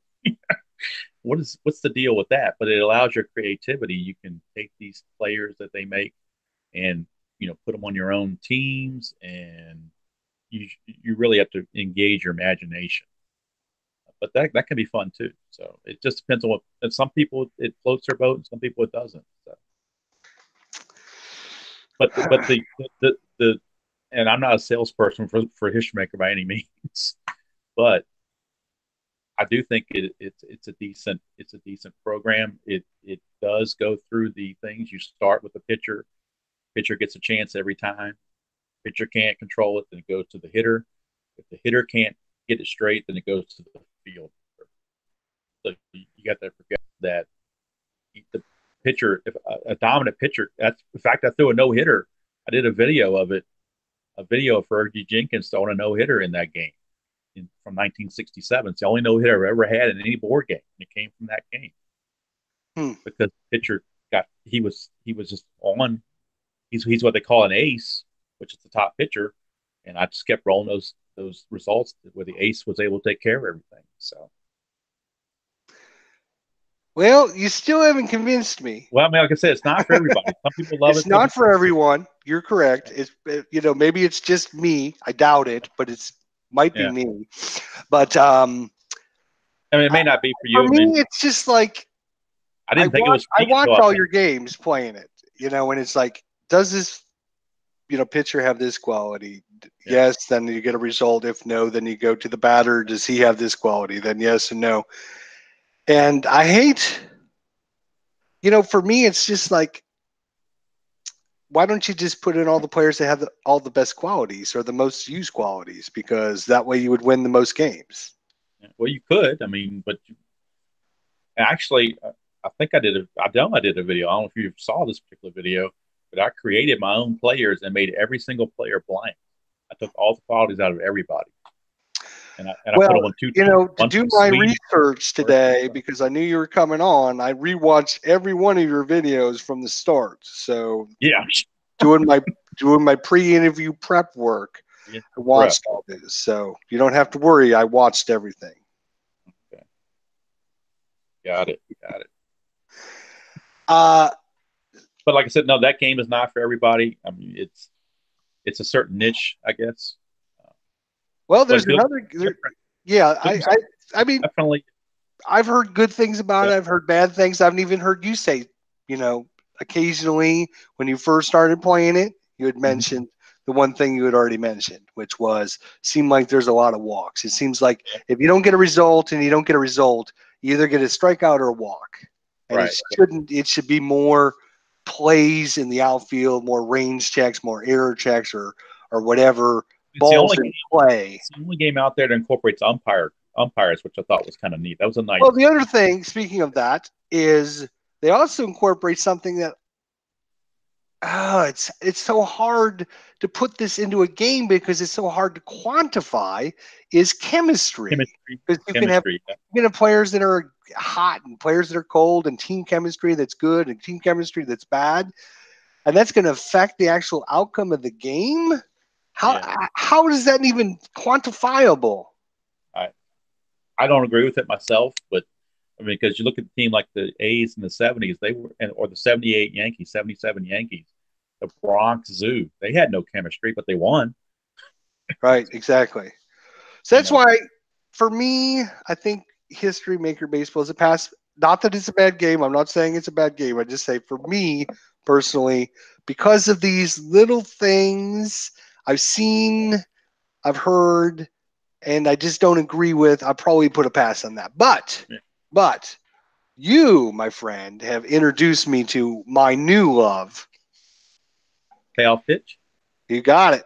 Payoff pitch. Tell everyone if they are not familiar with payoff pitch. I got sheets that I'm going to be cutting out. I'm going to be bringing some payoff So pitch PDF, cards and PDF. dates action payoff, to you guys. payoff pitch is a great game because the pitcher has the first chance to affect the entire at bat. Pitcher can put a tough pitch in there and dictate that at bat, and the batter has to try to fight that thing off. So it's not a 50-50 split. The pitcher will always get his say on payoff pitch. And the majority of the results are actually on the cards. It's very little chart lookup. Most of the results are actually on the cards. And to add on to what you say and just kind of enhance it is the fact that not only does the pitcher always get his say, it doesn't always end with the pitcher. In fact, it never ends with the pitcher. Never ends, but you have to go to the batter. If you look at inside pitch, I love the pitcher batter interaction. That is like my favorite of any game right now. Okay, inside pitch. But the only thing I can say is sometimes in inside pitch you'll get a result off the pitcher card, and you'll never look at the batter card. Or vice versa. You get or vice versa, right? So sometimes it'll be the pitcher, sometimes it'll be batter, sometimes it'll be both, right? Exactly. With payoff pitch, it's always the pitcher, and he's going to get his say, whether it's a good pitch or bad pitch or tough pitch or in-play pitch or whatever. And then it's always the batter that's got to deal with how the pitcher dealt. And I think it's a beautiful, beautiful symphony. In fact, it's coming up to almost overtake my inside pitch love, and I've got to play some more of it to find out if it is. Yeah, I wish they had a payoff computer game. That would be great if it had a PC version of that game. Absolutely. I would definitely be purchasing a inside pitch. Although, if they got the guy whoever programs the Stratomatic version to do it, I wouldn't be buying it. Okay. No, if they got the replay guy to do it, it would be a all-time hit. I can guarantee it would. Lots and lots of people would buy it. I actually kind of put payoff pitch and replay together, with the one difference being in replay, you start with the batter, and then the pitcher has to try to fend off what the batter does. And in payoff pitch, you start with the pitcher, and the batter has to fend off what the pitcher does. Yeah, I think it's a beautiful system. Like I said, I've got a bunch of the cards from the 2016 season, and I'm going to be playing some of that here on my channel as I get some cards and dice action going. Trying to replicate you and how you do on your channel. I probably won't be as good as you, but I'm going to try to replicate it. Did you see my video, my card and dice video? On which one? Payoff pitch? No, I did it yesterday. It was with the dice baseball. It was Game 3 of the 1990 NLDS. Because I wanted to get my critique on my setup. I wanted you to critique my setup and say, no, you need to do this and you need to do that, and we, the problem I saw, and you talked about it, and this is number one rule for you, and I love your setup, is the players can see the cards and see the dice, and they can see the results. Yep. It's hard when you got these littler cards because they're hard. The text isn't as big as those Stratomatic cards. Yeah, and believe me, the payoff cards in color are much easier to see than ones that are colored. Well, when you're cheap like me and you got to print them yourself, right? You don't use color, right? So, all right, guys, we're going to open up to the chat. If anyone has any questions for David from Baseball Demos, if you have any questions that we talked about, have anything outside the box you want to ask him, talk to him about, ask anything, go ahead and put in the chat, and we'll get your questions here in the last couple minutes of our live stream here. So yeah, payoff pitch, big fan of payoff pitch. Dice Baseball is actually making a little bit of I think for $5 for a complete season to get all the different players for $5. I mean, that's a pretty good deal. It might not be the best system ever, but it's a decent enough system, I think. Have you delved into Dice Baseball at all? And I have not. Now, Al did talk me into out of the parks. I did buy it out of the park. Okay, you bought the Out of the Park. Yep, What do you so think of he that? did talk me into that. I haven't gotten into it as much as I like to. I mean, I kind of downloaded it and tinkered around with it, but I haven't tried to figure out if I want to try to play a season or just set up a World Series or whatever. But when the games I've played so far have been kind of neat. The graphics are kind of neat and everything like that. But I guess I'm still a dice and cards guy at heart. Right. So questions are coming in, David. I'll start giving them to you here. Question number 1 is from our good friend Stratomatic Delaware. He wants to get all romantic with you here. Oh, David, what is your warmest memory about baseball growing up? my warmest memory about baseball growing up. Wow. Playing or watching, I guess is the question. I didn't have a whole lot playing. There wasn't a whole lot of good memories playing, I don't think. Watching, growing. Actually, my fondest memories were going to the minor league games with my father and brother when I was real little, like 7, 8 years old. Did you say the minor league games? Yeah, Richmond Okay. Braves. They used to be a AAA team of Okay, Atlanta. so you went to AAA games with your father and your brother. Yeah, That's yeah. awesome. And this is back when I was like 7, 8 years old.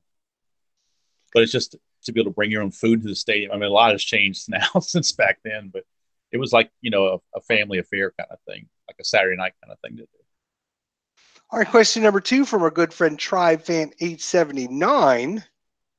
He says, David, any chance for a May Madness maybe in 2020?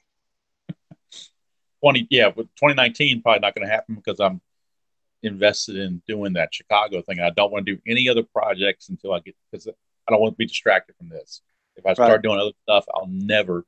Now I may do a one-off video just for the heck of it on replay baseball or something, but not a project whatsoever.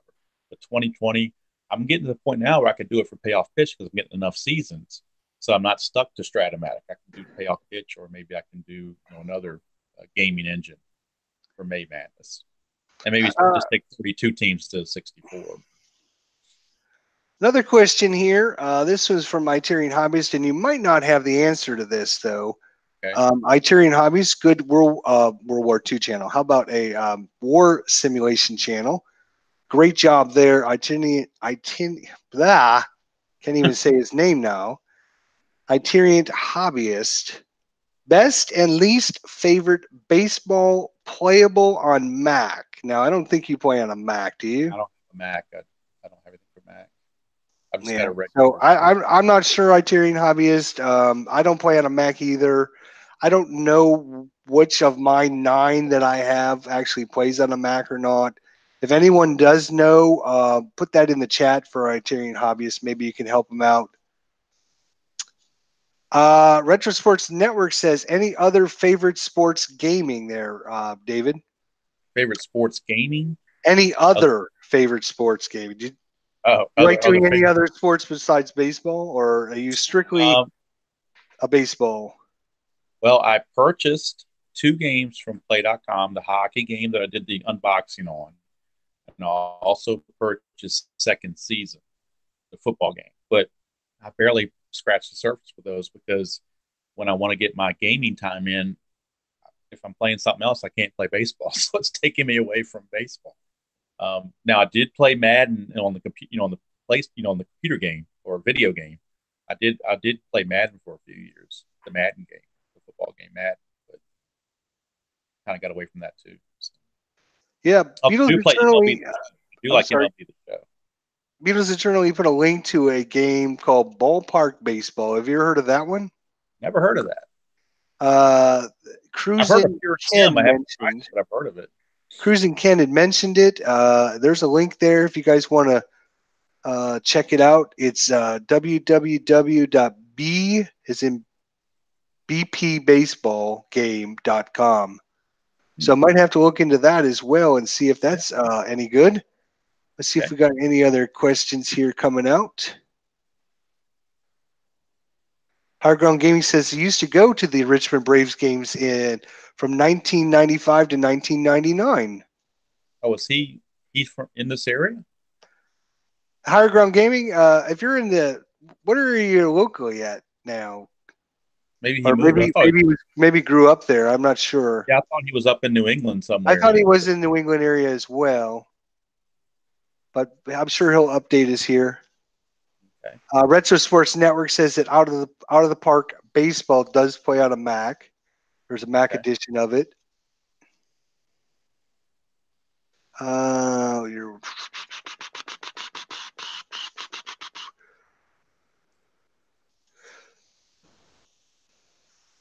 So it's interesting that Diamond Mine Baseball, your first video ever, and that is just a PC version. There is no cards and dice for that, correct? That's correct. And you've never you did like 2 or 3 videos like in the first month or so that you started recording, and then since then no Diamond Mine action whatsoever. What do you think of Diamond Mine? Is it just not for you? Well, I think it's a great game. It's just I don't have the technology to record these things on the computer. I don't have the programming necessary to capture those on the screen like that. Oh, okay. So that's why I don't put the video on there. But no, I've played several Diamond Mine seasons all the way through, and I've also played Action Replay quite a bit, or Action PC quite a bit. Higher Gaming says he used to live in Richmond from 1995 to 1999, from Massachusetts, from MA, and live in Gardner, MA now. Oh, okay. His brother still lives in Richmond. Oh, wow. Cool. Did not know that. Yeah, I did not know that either. Any other questions for our good friend here, David from Baseball Demos? So you got your big projects, you got them underway. I think you're doing a great job of them. Like I said, I personally love the additions you do to the game. The different music, the songs, the talking about the organist. Like I said, today when you put the Harry Carey his recording on there, I was like, no, what is he doing? That's the wrong team. Because I'm like you, I didn't know that he played or he was at the White Sox. And he actually during the song, Harry Carey says, "If the White Sox don't win, it's a shame." I'm like, oh, that's perfect. That's perfect. I got to record that. So I have to be careful though, because sometimes you can get a copyright ding if you play too much music on there. So I gotta dig deep into the treasure trove and find these videos that are obscure to copy some of their stuff just so that nobody comes back at me.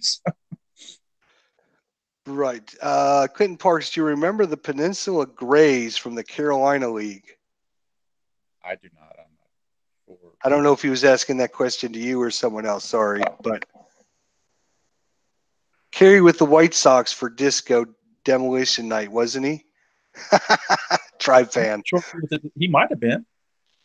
I don't remember when he started with the Cubs. I don't remember what year. Yeah, I'm not sure either. That's something to research. Do your research. Speaking of research, I'm now researching our good friend Anthony from Beecher Bums Gaming. Have you checked out his baseball game that he created? Oh yeah, I've watched plenty of his payoff pitch games. Yep. He does what a great about job. the one that he created? Oh yeah, I'm blank on the name now, but I have seen a couple. I know. You threw me off when you said that. Glory Days. No, that's Glory Days. Boxing. That's boxing. Glory Days is boxing. It's a boxing one, right? I'm drawing a blank on the on the with the '78 World Series. Right. That would look pretty interesting. I can't wait to talk to him about that on Thursday at 8:00. I don't know if you know he's coming on my channel. He'll probably be on time. I'm just saying. Yeah, just saying. I'm sure technical difficulties whatsoever. Oh, I did want to bring up one. It is Glory Days baseball. Okay, it is. I was thinking it was, but I was not 100% if he's boxing and the baseball have the same name. Right. It's Glory Boxing and Glory Days Baseball. Correct? Yeah, Glory Days must be his sport franchise now. We're with big time here. We're gonna have a sports creator, and it's gonna be great because we're gonna have all these other games to start playing now. I did want to bring up one controversial topic though. Controversy. Go ahead. And I'm in the minority on this. Okay. But I believe Pete Rose should be in the Hall of Fame. You think Pete Rose should be in the Hall of Fame? Absolutely. I agree. And I lived right outside Cincinnati for 21 years, and that seemed like all they freaking talked about. But I think, you know what? In American society nowadays, everyone's getting 2, 3, 4, 5, 6 chances. Yeah. Okay. Who won the MVP for the Super Bowl this year? This year, Julian Edelman. Okay. How many games did Julian Edelman play because of his suspension from football for being caught with PEDs? That I could not answer because I'm not a big Yeah. NFL guy. Well, so all of a sudden, you know, if he was a baseball player, right, and he was caught with PEDs, he'd be ineligible for the playoffs. Ineligible for the playoffs. Yep. How does the NFL say, oh, we're just going to suspend you for 4 games and you just come right back? You'll be fine. Right. Well, my thing on Pete Rose is all this happened when he was managing. When he was playing, if he never went into managing, he would have been elected to the Hall of Fame. And then my question is, are you going to then pull him out of the Hall of Fame once he's already there because of what you discovered him gambling? I mean, there's gamblers in the Hall of Fame, I guarantee you. Ty Cobb gambled. Yep. So I totally agree. I think there's a lot that goes on that we don't even know about. No, I think you can put him in with the disclaimer he was disgraced from gambling on baseball later on, but he's your all-time hits leader. I think you could say we are electing him as a player, not a player manager, but just a player. Just what he did on the field. I think you got to distinguish what he did on the field from what he did off the field.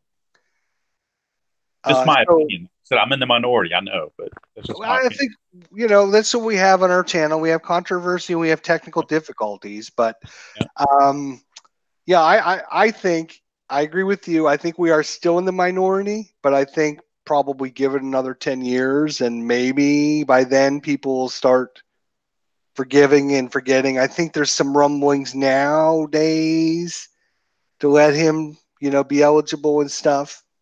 Yeah.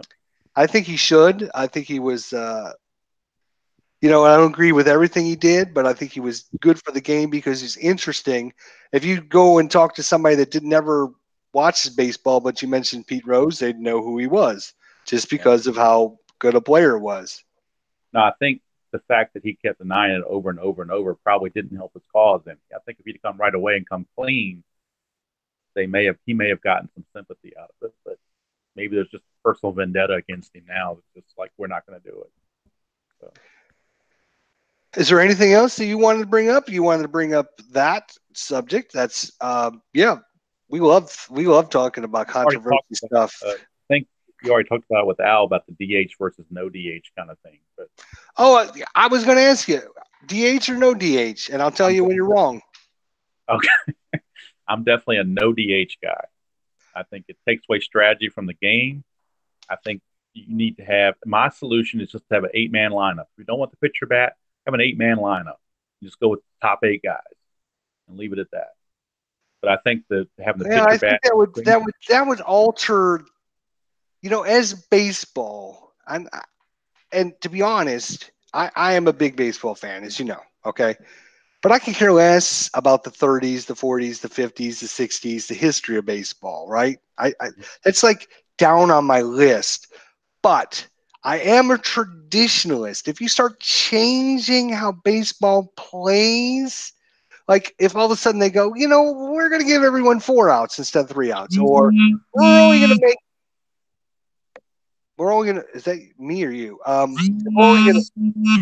That's just my phone's got something in the background going on. Probably some. Oh, someone's dialing in. No, just some news alert probably coming in or something. It's just okay. I think that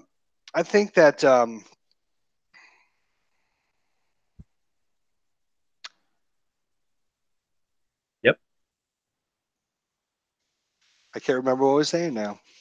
You were saying you were a traditionalist and you didn't want to change. Oh yeah, so I'm a traditionalist. I don't want them to change. I think if they decide I think someone needs to step up and say, yes, we're going to have the DH, or no, we're not going to have the DH, and then have both leagues play the same way. I think that would be a good thing for baseball. But the reason why pitchers can't hit because they're not making them hit. From Little League on, they're DHing everybody. So I think if these guys had to hit and were trained to hit going all the way up through the minor leagues, they would hit when they got to the major league. Absolutely. I agree with everything you said. If you said if DH in both leagues, Madison Gardner go deep, you know. In 2020, all pitchers are hitting. Then these guys that are 8, 9, 10 years old now, by the time they hit the big leagues, they're going to have to know we're going to be hitting. I better learn how to freaking hit and pitch. Yeah.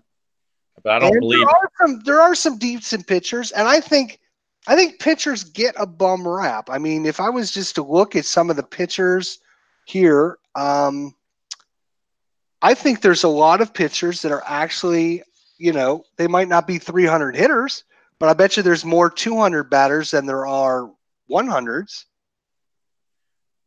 Well, if you think about too, the way the game has evolved, starting pitchers only generally get maybe one at bat before they're removed after 3 or 4 innings. So maybe a National League pitcher might get 2 at bats at most, unless you're Max Scherzer or somebody. But so, really, you're not going to see them hit all that often.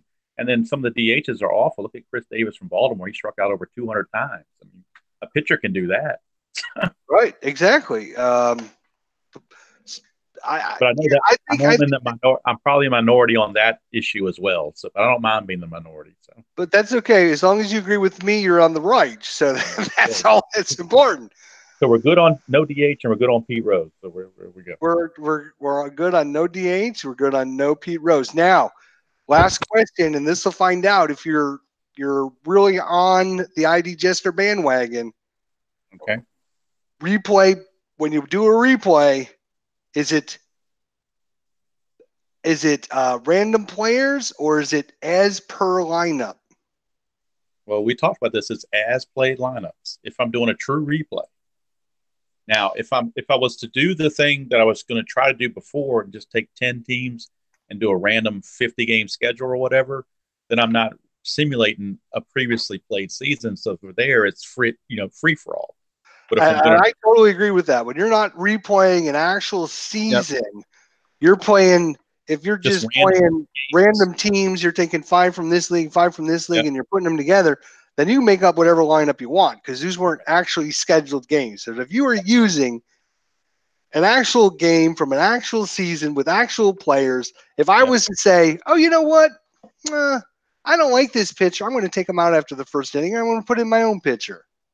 Is that not going to alter how the replay ends up playing? Because you're altering the replay yourself. Yeah. Now, there are some fringe players that I don't have cards for, like in the game I just did yesterday. I didn't have a card for Doug Griffin. He only played 4 games. So I put in another right-handed hitting second baseman that I thought was his equal in Steve Dillard. So I don't think that really altered it too much on that. So we got Hard Ground Gaming saying as played. We got Retro Sport Network saying as played. We got Sports Time Machine saying as played. So good for you guys. Play them as they played. You can actually just like in golf, hit them where it lies. In baseball, you've created your own.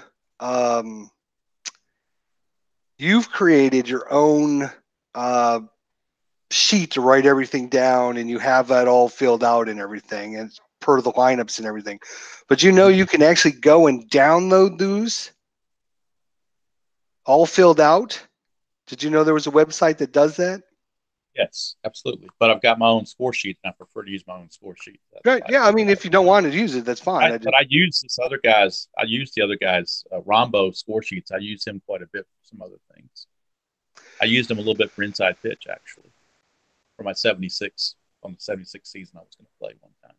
Yeah. Clinton Park says as played, but if you need to reach a threshold then you're allowed to bring in another pitcher or pinch hitter. Yes, there's always a caveat. Okay, use the players that were there. But if in real life the pitcher went 9 innings and your Yep. pitcher gave up 8 runs in the first 2 innings, you're not going to keep him in there. So you're going to have to alter it at that point. But you're going to do something the manager would have done in real life. Now, once the game starts, then I have to manage it the way I best see fit for that particular game. So, I mean, I'm not bound to who came in to relieve on those particular games. I'll use all those guys the way the matchups dictated. But Correct. like in the opening day game for the White Sox against Toronto, Ken Brett only went 3 innings. But in my game, he was pitching so well, I wasn't going to take him out for 3 innings. He went 6 2/3. Just like last night, he went 8 innings. His fatigue was only a 6, but he was pitching so well. Why would I take him out? Exactly. I mean, you have that right as the manager to alter things, but don't alter it just because you want to get different players in there Right. when it's not the right time or the right situation. No, I believe We do have a question here for you. It says, ID Jester asked David about the community all-star team he created for HMB. Yeah, that was something I did a couple of years ago. What I did is I took the people that were big Stratomatic fans that really didn't know that much about History Maker baseball. In History Maker baseball, there's a template for that. I've got an Excel template. I can create anybody I want. So what I did is I took 2 teams, made up 2 teams, and had people email me who they wanted to be. You want to be a second baseman? You want to be a pitcher? You know, what quality do you want? You want to be an ace? Do you want to be a home run king? What do you want to be? And so I actually played a couple games. There's 2 guys that have channels called Tabletop Earl. It's one's Tenacious Earl, one's Tabletop Earl. And so I made one team Tabletop Earl, or one team Tabletop and one team Tenacious, and then drafted players for everybody that wrote in. I drafted each person on those players, and we played those games. I could do that again. I mean, community's gotten a lot bigger since then. So That sounds like a great project for someone to do. I know you're involved in your project. Right. We got a lot of other simmers out there. I don't know. It might be something you're interested in doing, but maybe someone in the community might be interested in doing something. I could certainly do it as a one-off, because it's not a project. It'd be like 1 game or maybe 2 games. But if people want it, I mean, we could have maybe Team Al against Team ID, maybe something like that. You know? All right. We'll have to get that started on your channel. Just post a video on it, and then have people like leave comments, and then we can get you can start putting them into different divisions or whatever. Good idea. I may do that. And that'll give you a little bit of a break from your other stuff as well. That sounds like something that we should do for sure. Because people get tired of seeing the White Sox all the time, so we need something different.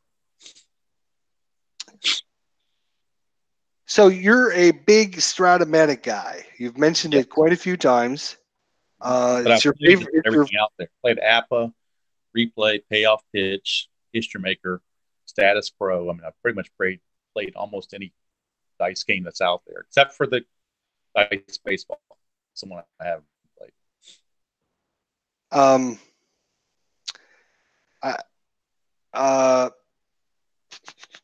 You on the PC version as well? Yes. You know my thoughts on the PC version, right? But the benefit of the PC version is you can get any season on the PC version, whereas cards and dice, you're limited by what they offer. So if I want the 1998 season and replay the 70 home runs or whatever, I can do it on the PC, but I don't have the cards and dice for it. I mean, you could probably go on eBay and pay $200 if you wanted for it, but I'm not going to do that. So that brings up another good question. And don't get me wrong, I'm not a Stratomatic hater. Okay, I know there's some guys that are Stratomatic haters. I own the PC version. Used to own a whole bunch of their cards and dice before I moved to Florida. I was stupid and I sold I had football, baseball, basketball, hockey. I had probably 30 seasons of each of them. And I'm like, I'm not dragging all that stuff to Florida. I'm just getting rid of it. And I sold it all. So that's another story. So I'm not a hater. But what would be if I own a company, and let's say I own a baseball company, all right? And you come to me and you say, "Oh, I want the 1990 season," and I go, "Oh, I don't carry the 1990 season now." Why, as a baseball company, would I not carry a baseball season that my customers might be interested in. That's something I've never figured out from Stratomatic. To me, they should carry every season that they made the computer game for. Everything's in PDF. They don't have to print a whole lot of. They can print them as they get ordered for them. But to me, they would make a lot more sales. I know I would buy a lot more cards if they offered them in the different seasons and whatnot. But where Inside Pitch almost offers more card sets than Strat does, which to me is almost it just seems, and I've heard from, not from you, but from a couple other people we've talked to. I think Al had talked about it when Al filled in last week or whatever. He was talking about trying to get a couple sets from Strat and he couldn't do it or whatever the situation is. And I'm like, that just doesn't make sense. No, it's that not good. They only carry certain seasons at a certain time, and then when those seasons are gone, then they'll reprint them and stuff. So, and that's one of the great things about Inside Pitch and Payoff Pitch is they can sell PDFs to you. You don't have to pay all those exorbitant amount of money for all these sets. Like myself, I'm a big fan of the 1967 season, but I didn't want to pay $50 or $60 to Inside Pitch to get the cards. But I can get the PDF for $15, and I can print out just the American League, which is the teams I want. So that's what I did. And it saved me a lot of money doing that. And same with Payoff Pitch. You just print out the teams you want. You don't have to pay for ones you don't want. Right, exactly. So I mean, there's other ways around it. I mean, printing costs are obviously pretty huge. I mean, when you're buying that, you're buying for the printing costs, basically, right? So the printing, the ink and the printing, right? So they could do something. There's a war game company out there. If Iterian Hubbas is still here, but it's called GMT, and what they do is they call it the P500. And what you do is you place your order on whatever it is. So like the 1990 season, you place your order, and when they have enough of these orders, then they print that season out. Sounds good to me. So you know exactly, like if they need, say, 200 people to order these cards to make it worth their time to print them, you could sign up for it. You could go to their website. You could see, okay, there's 20 people on the list. It's going to be a while. And then, check in like 6 months later, you see it went to like 192, okay, it's almost there. It's almost time. So you can actually see what's going on. So there's other ways than just telling your customer, I'm sorry, I don't carry the 1990 season. Yeah. I think Stratomatic is a good game. I don't think there's anything wrong with the company. I just don't like some of the decisions they make, and I don't like the fact that they have used, and this is my term, used their customers by not innovating and updating when they should. That's all I'm saying. Now, some people might disagree with me. Some people might hate me for saying it, but that's all I'm saying. I could go into longer detail, but I won't. One of the beats I had about Stratomatic, just compare it with Replay Baseball as an example. In Replay Baseball, I just have to buy the computer program one time, and then just buy the seasons as they come along. Stratomatic, to get the new season, you got to buy the whole new computer game all over again. Not even an upgraded price, but you got to buy the whole thing brand new. I mean, they don't even give you a discount for being a previous owner like Action, Dave Koch does. You upgrade to get a discount. And the computer, and I didn't want to get into it, but the computer program is awful. It is terrible. It is the worst designed program you could have for sports. It's not interactive. It doesn't give you the information that you need at your fingertips like it should. It's the worst sports program out there, and they've been doing it year after year after year after year, and it's because the customers don't demand better than they don't demand better than they should. But you'll see hundreds of them show up next week at opening day, almost like lemmings going to whatever. Now, this is no offense to Stratomatic Delaware. I mean, he enjoys it, and it's a good time to meet with people, I guess. But that's New York. That's too far for me. All right, we're going to wind things up here shortly. If anyone else has a question, I might have missed your question. If I didn't ask your question, go ahead and type it in the chat again. If you got any more questions for Dave from Baseball Demos, Be sure to type it in the chat here. Stratomatic Delware, this is a beef I have with the Stratomatic PC. That's why the version I have is still current with the 2010 season. There you go. Well, I mean, my I think I got the 2016 or 2015. Yeah, I bought the 2016 computer game with the 2015 card set. Yeah. But when you go to order another card set, if it's like, oh, you need the newest version to use this card set, then what you're saying is you've got to update not only your card version, but you got to update your PC version as well. And it's not like $20 to upgrade it. They're going to charge you full price, and that's what I'm talking about. Taking advantage of their customers. If Stratomatic Delaware goes to Strat, if he goes to the company and buys his stuff and he has a good time, you tell Al to come look up me and we're going to have a chat. Me and Al, mano a mano on Talk Chat live with IDJESTER. We'll get this out in the open. We'll see what he has to say. Yep. And one other thing I was going to mention too, if nobody else had any more questions, at least right now, I think you had asked somebody before, like, what's the one thing you like or dislike about, I'm not sure how you worded it, what you dislike about the YouTube or what you like most about it. I'm not sure if that was the right question or what it was, but one of the things that I don't like about it is when people try to disparage other channels. I think everybody should come together and should support each other and not have down things to say about other people's channels. And if you don't like what they put out, that's fine. But I don't think you should say, oh, he's got an awful channel, or no, he's terrible, or whatever, or put a bad comment in the thing or whatever like that.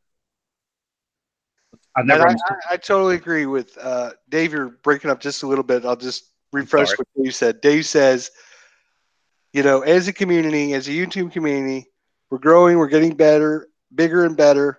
And what we should do is support one another and try their best to help one another. And, don't have any negativity within ourselves. And I agree totally with what he had to say there. I think, I understand the like button, why you hit the like button, but I don't understand why you hit the dislike button or whatever that opposite button is. I mean, if you don't like something, just don't watch it. Thumb down button. Yeah. Why?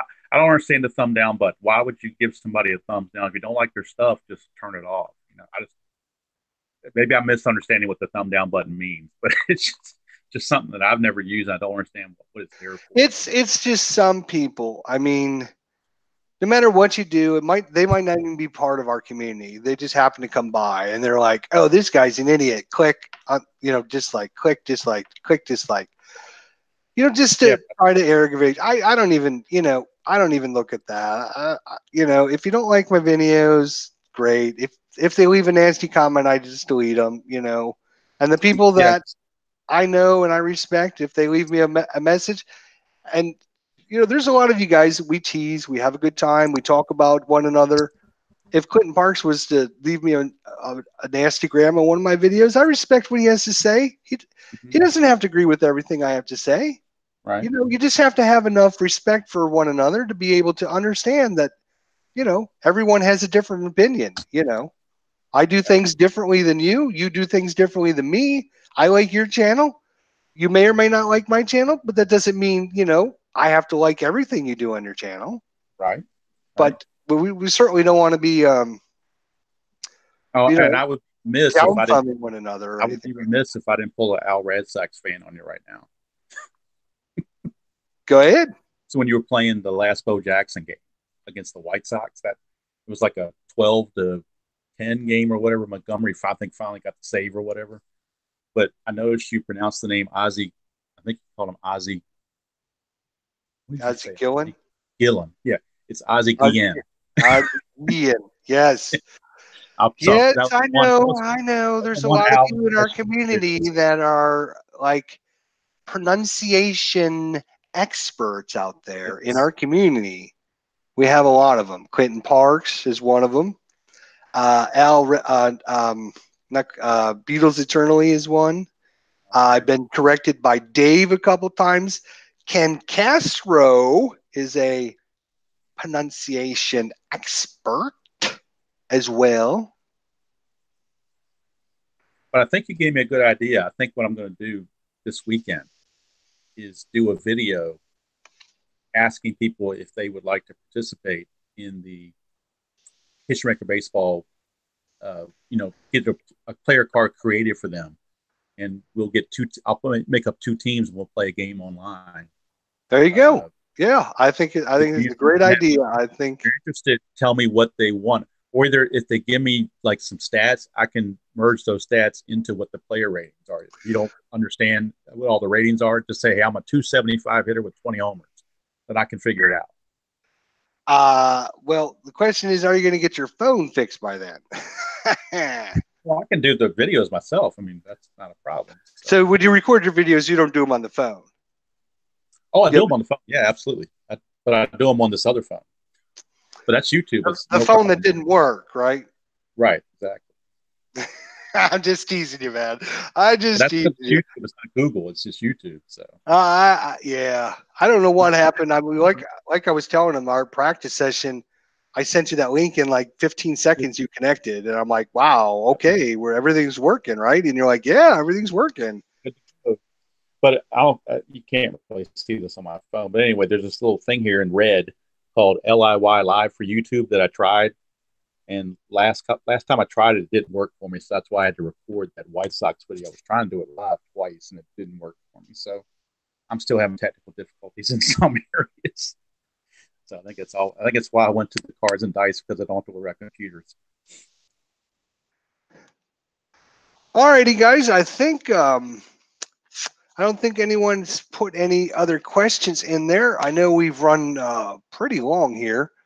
So I just wanted to give Ron and Clinton a big thank you for subbing for a little while there. It was good to finally meet Clinton Parks. Don't forget, Thursday, 8 o'clock p.m. Eastern Standard Time, we're going to have Bleacher Bums Gaming. It's a pleasure, as always, to talk with our guest. And like I said, I have a special connection with this guest because he's the one that taught me everything I know. So if you don't like me, blame him. Right? David, are you there? Did you freeze up? We got a frozen screen there. I think he might have froze up.